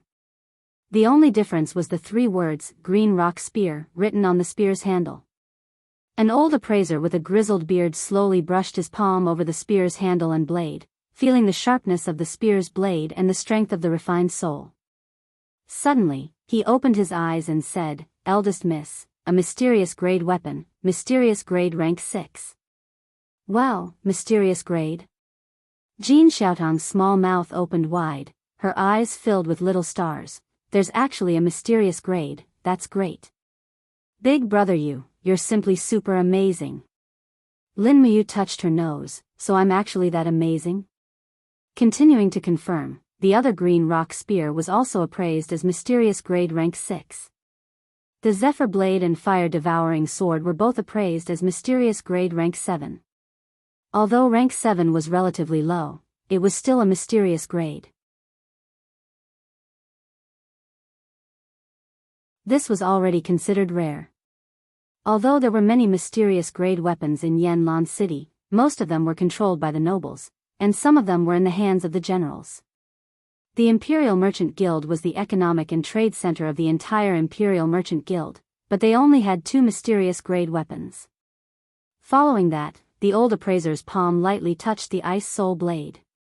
Immediately, there was a faint roar of an ice spirit beast.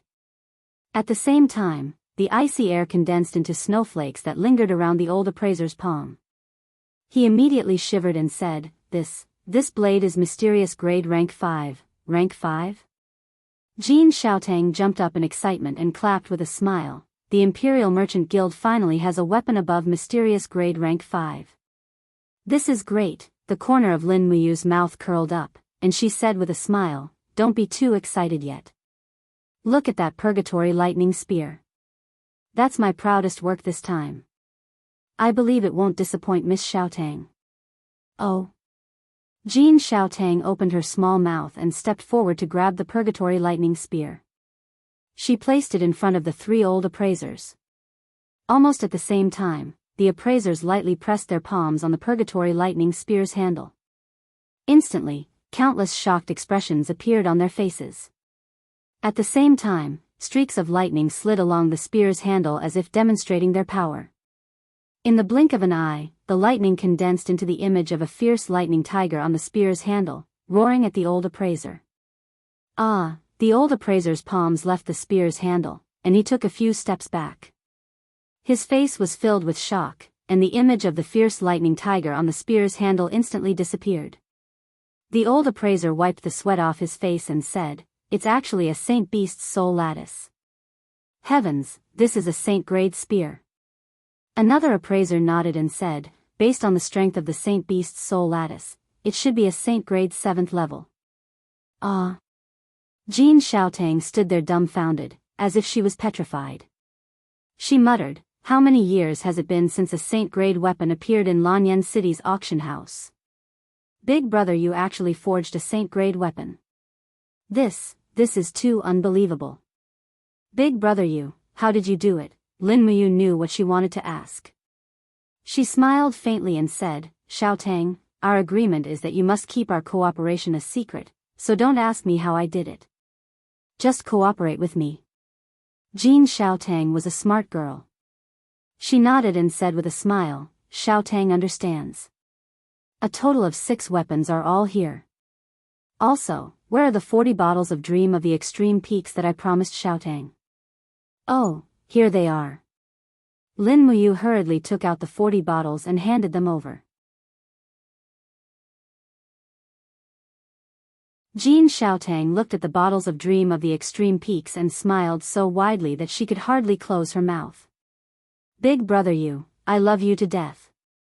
You're practically the savior of the Imperial Chamber of Commerce. Is that so? Lin Muyu, on the other hand, was preoccupied with the matter of money. When will these things be sold? I'm in urgent need of money. Hee hee. Jean Xiaotang giggled. Don't worry, Xiaotang will promote them this afternoon. They will be sold at the auction house tomorrow afternoon. If Big Brother you is free, why don't you come and take a look? Sure. But I must keep my identity a secret. That won't be a problem. That's good. I'll be going back first. When he came out of the inner hall with Jean Xiaotang's receipt, Lin Muyu suddenly staggered and almost fell to the ground. His strength seemed to have reached its limit. Wei Chou hurriedly supported him and said, My lord, are you all right?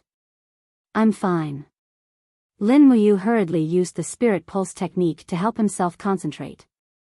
He shook his head and said, It's probably because I didn't sleep last night. Let's go back to Eagle Nest Camp. I need a good sleep. Don't let anyone disturb me during this time. Yes. By the way, how's the construction of the barracks going?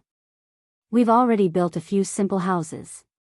Even though they're simple, they're much better than the tents from before. If Milord doesn't mind, you can live in our own barracks. That's fine. Try to arrange accommodation for Big Brother Chu and the rest of the Dragon Guards. We can't let them stay on Eagle Nest Mountain all day.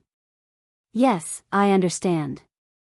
By the time they returned to Eagle Nest Mountain, it was already afternoon. Lin Muyu hurriedly ate something and went to bed. His living quarters had indeed improved a lot. As the squad leader of the Royal Guards, he had his own room. The mattress inside was newly bought from the Imperial capital. After removing his armor and lying down, he felt indescribably comfortable. The spirit pulse technique also slowly dissipated, allowing him to cultivate on his own. He closed his eyes and fell asleep in the blink of an eye.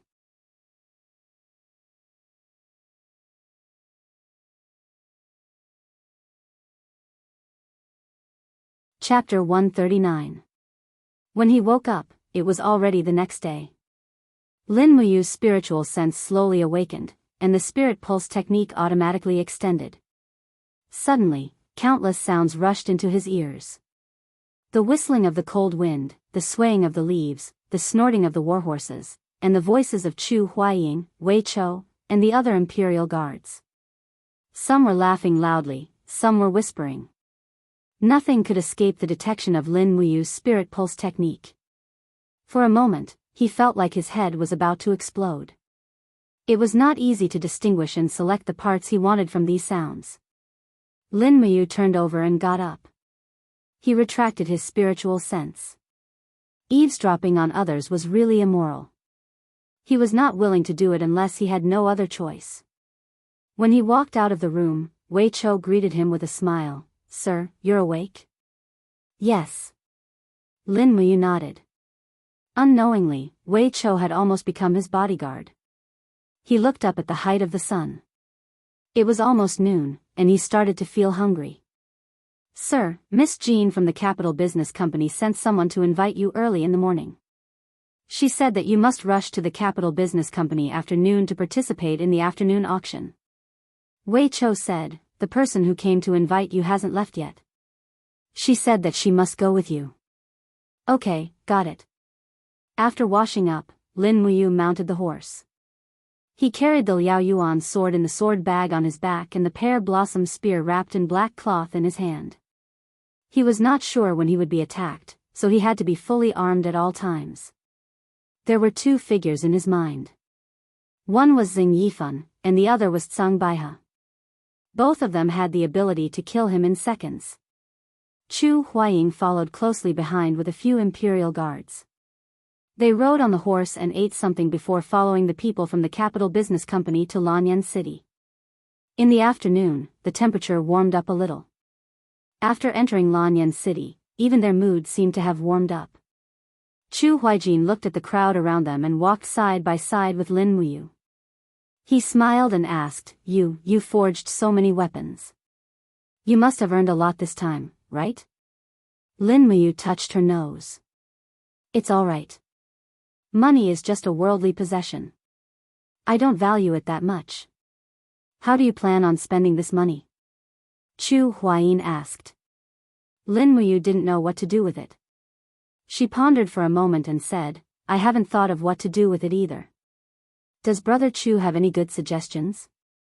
Chu Huayin couldn't help but laugh. I don't know either. Big Brother has never had much money, so he doesn't know how to spend it." All right then. Not long after, they arrived at the Capital Business Company. From afar, they could see many luxurious carriages parked in the open space in front of the Capital Business Company. It was obvious that many high-ranking officials and nobles had come. Many of the carriages' curtains were embroidered with purple flowers in gold. That was an emblem that only officials of at least third rank and above were qualified to wear. This time, Lin Muyu brought the 10 royal guards into the back hall of the Imperial Chamber of Commerce. Jin Xiaotang personally received them and led them through a few corridors before entering a large room. There were a few mercenaries standing guard at the side. However, when these mercenaries saw Lin Muyu, Chu Huaying, and the others' armor and insignia, they were all surprised. It was obvious that this group of royal guards did not need anyone's protection. They had the strength to look down on the Imperial Chamber of Commerce. There was no doubt about this. Whoosh! Jin Xiaotang opened the 3 curtains at the back of the room. Outside was a square that was already crowded with people. She smiled and said, "Here, this is our Capital Business Company's VIP room.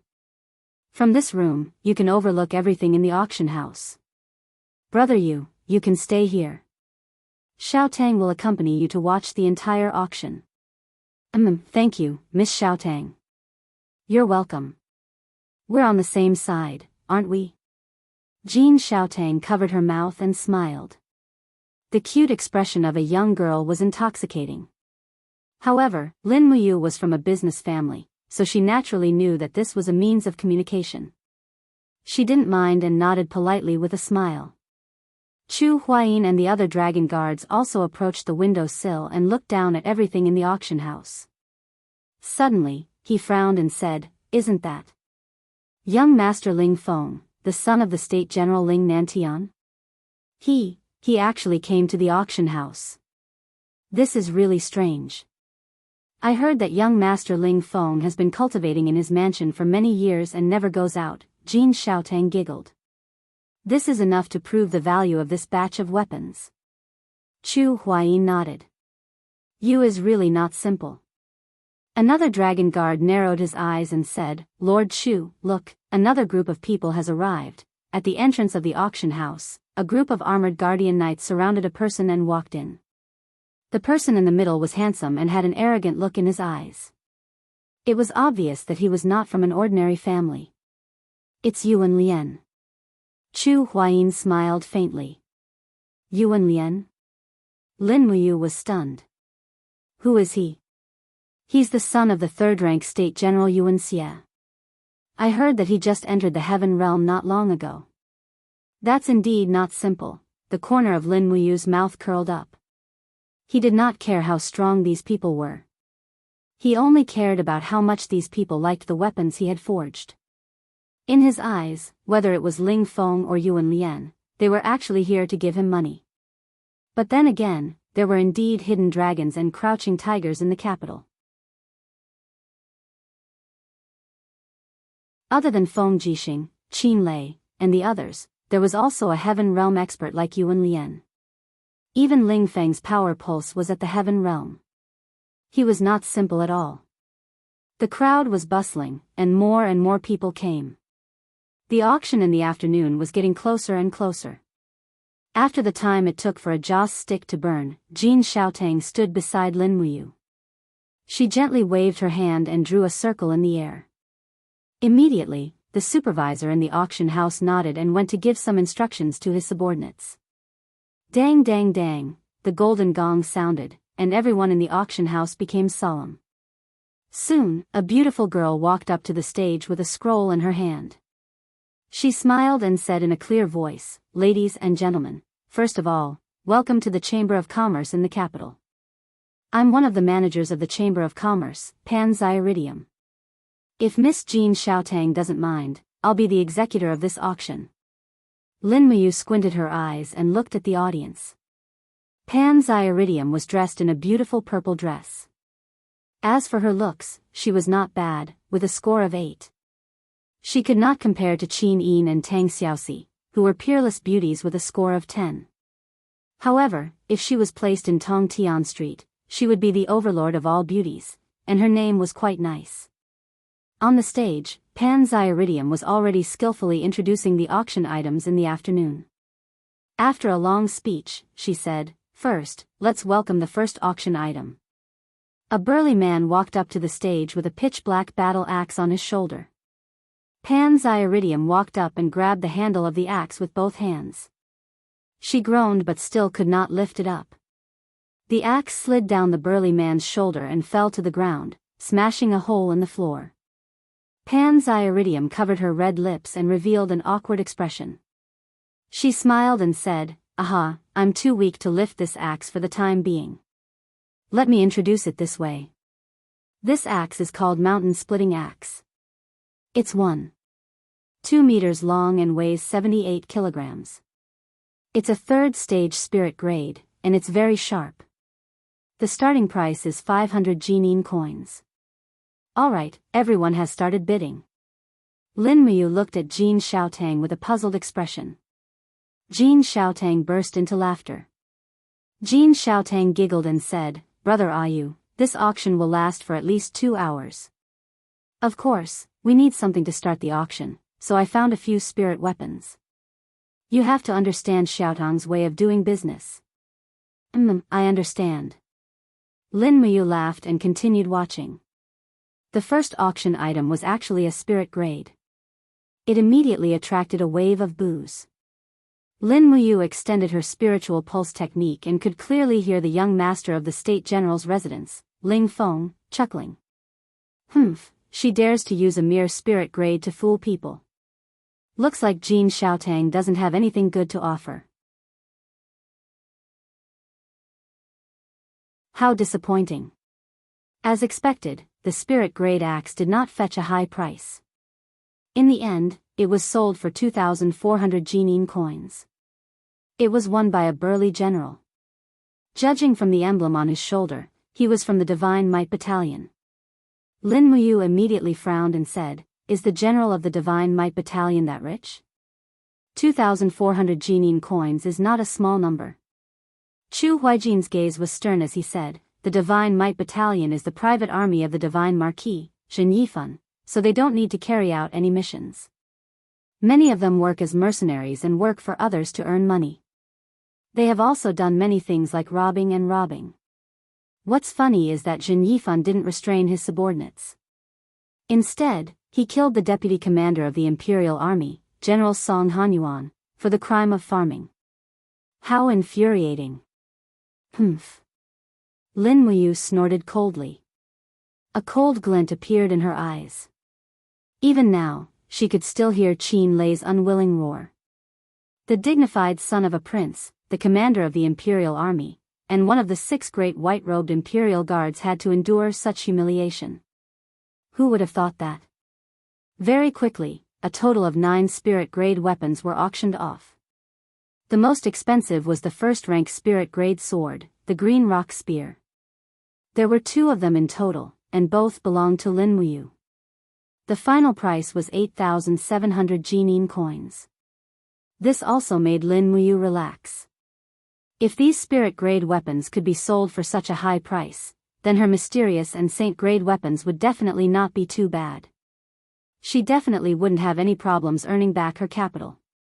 At this moment, a general dressed in the Imperial Army's uniform, who had the rank of a chiliarch, shouted loudly, "Hey, Pan Zian, I'm here for the mysterious grade weapons that you're talking about. You're trying to fool us with these spirit-grade weapons. That's enough, hurry up and take out your shop's treasures. Don't force me to go up on stage and strip off your purple clothes to see just how big you are." Pan Zian's face was completely calm. She stood on stage and gave the general a ladylike bow. She said, "This general can't wait any longer. There's no need to rush. Next up will be the auction of the mysterious grade weapons. First, let's welcome the first mysterious grade weapon, the Zephyr Blade. 7th rank mysterious grade. Net weight of 82 kilograms. Exceptionally sharp, able to cut a hair by blowing on it." A burly man from the Chamber of Commerce carried the Zephyr Blade and walked up the stage. Sure enough, the blade was piercingly cold. On the blade, there were even streaks of fiery light appearing from time to time. That was the special form that only refined soul weapons possessed.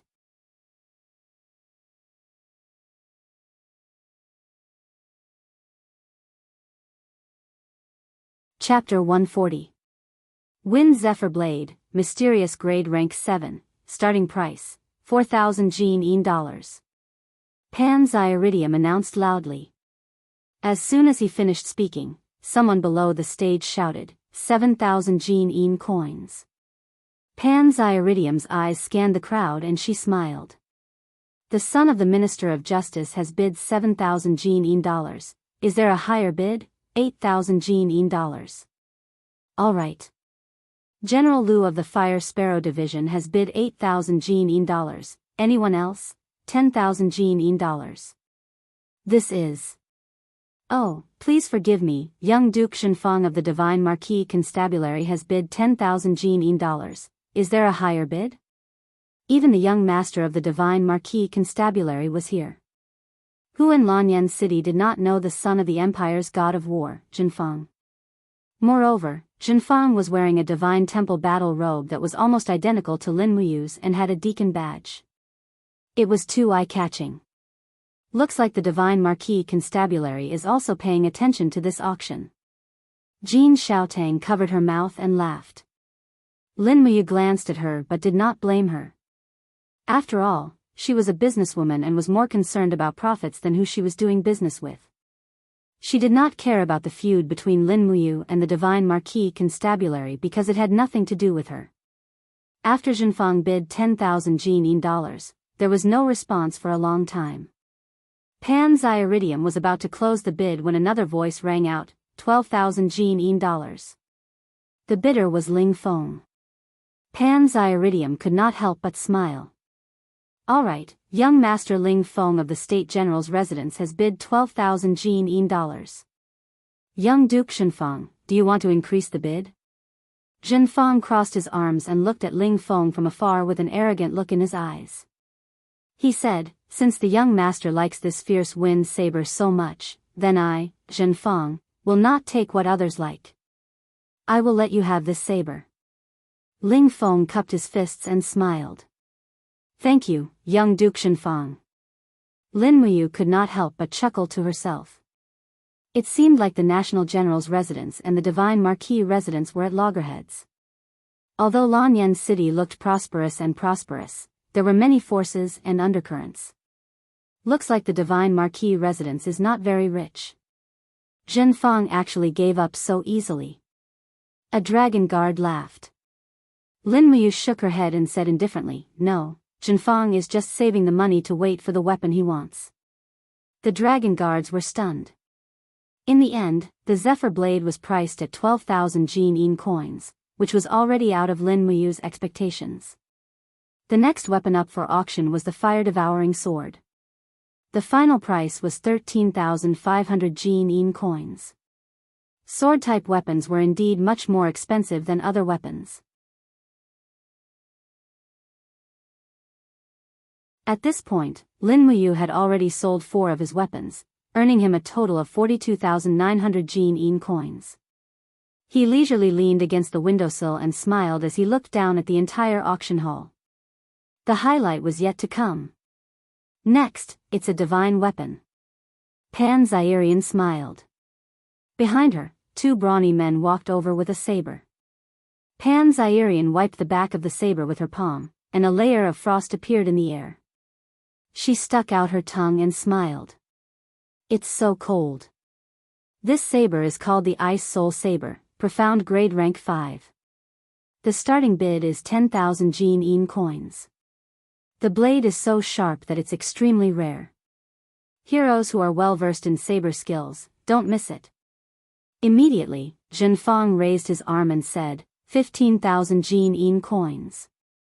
Although the Ice Soul Saber was mysterious rank 5, which was only 2 grades higher than the fire-devouring sword, the difference between the two was like heaven and earth. Therefore, even the starting price was on a completely different level. 18,000 Jin coins. Yuan Lian called out slowly. Then, Ling Feng raised his arm and said in a low voice, 22,000 Jin coins, 25,000 Jin coins. Instantly, the scene went completely out of control. There was an uproar in the hall. No one expected the Ice Soul Saber to be so popular, and the descendants of the aristocratic families were determined to get it. Zhenfang clenched his teeth and raised his arm again, 30,000 Jin coins. Everyone was silent. No matter how good the Ice Soul Saber was, it was too much for a mysterious rank 5 weapon to be sold at such a price. Yuan Lian's gaze was cold and he did not speak anymore. This price had exceeded his psychological barrier. After all, the National Protector General's residence did not have as much income as the Divine Marquis residence. Moreover, Zheng Yifan had students all over the world. Every year, the generals who came to the imperial capital from all the provinces of the empire to present gifts to him could break the threshold.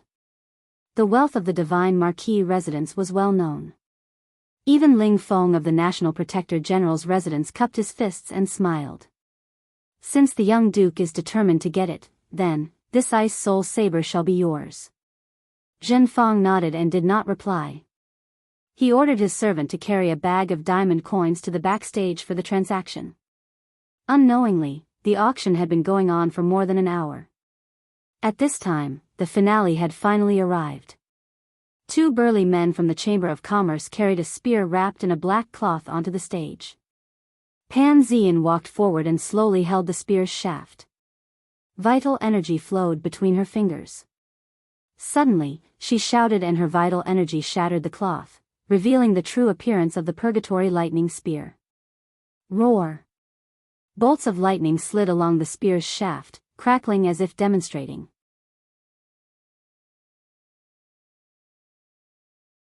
In the blink of an eye, they condensed into the image of a ferocious lightning tiger on the spear's shaft. It roared angrily at the crowd below the stage, displaying the demeanor of a king. Heavenly. Saint Beast Soul? Zhen Fang was stunned. Ling Feng's mouth was also agape. Oh my god. The Imperial City Chamber of Commerce really got their hands on a saint-grade weapon. The trading house of Lanyan City is going to change. Pan Xian's smile widened as he caressed the spear's shaft. The soul of the Purgatory Lightning Spear is a lightning spirit beast from the 8700s. It's a 7th level saint grade and can already condense a saint beast soul.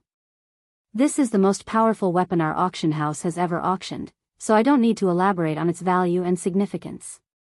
The starting bid is 30,000 Jin coins. If you like the spear technique, don't miss it. 50,000 Jin coins. Before Pan Xian's voice could fade, Zhen Fang had already raised his arm. It seemed like he was really determined to get this Purgatory Lightning Spear, 70,000 Jin coins. Ling Feng of the State Guarding General's residence smiled lazily and raised the bid by 20,000 Jin coins. It was as if 20,000 Jin coins were just a number to him and meant nothing. Zhen Fang was startled. He gritted his teeth and raised his arm again, 80,000 Jin coins. Ling Feng looked at Zhen Fang from afar and smiled, 100,000 Jin coins.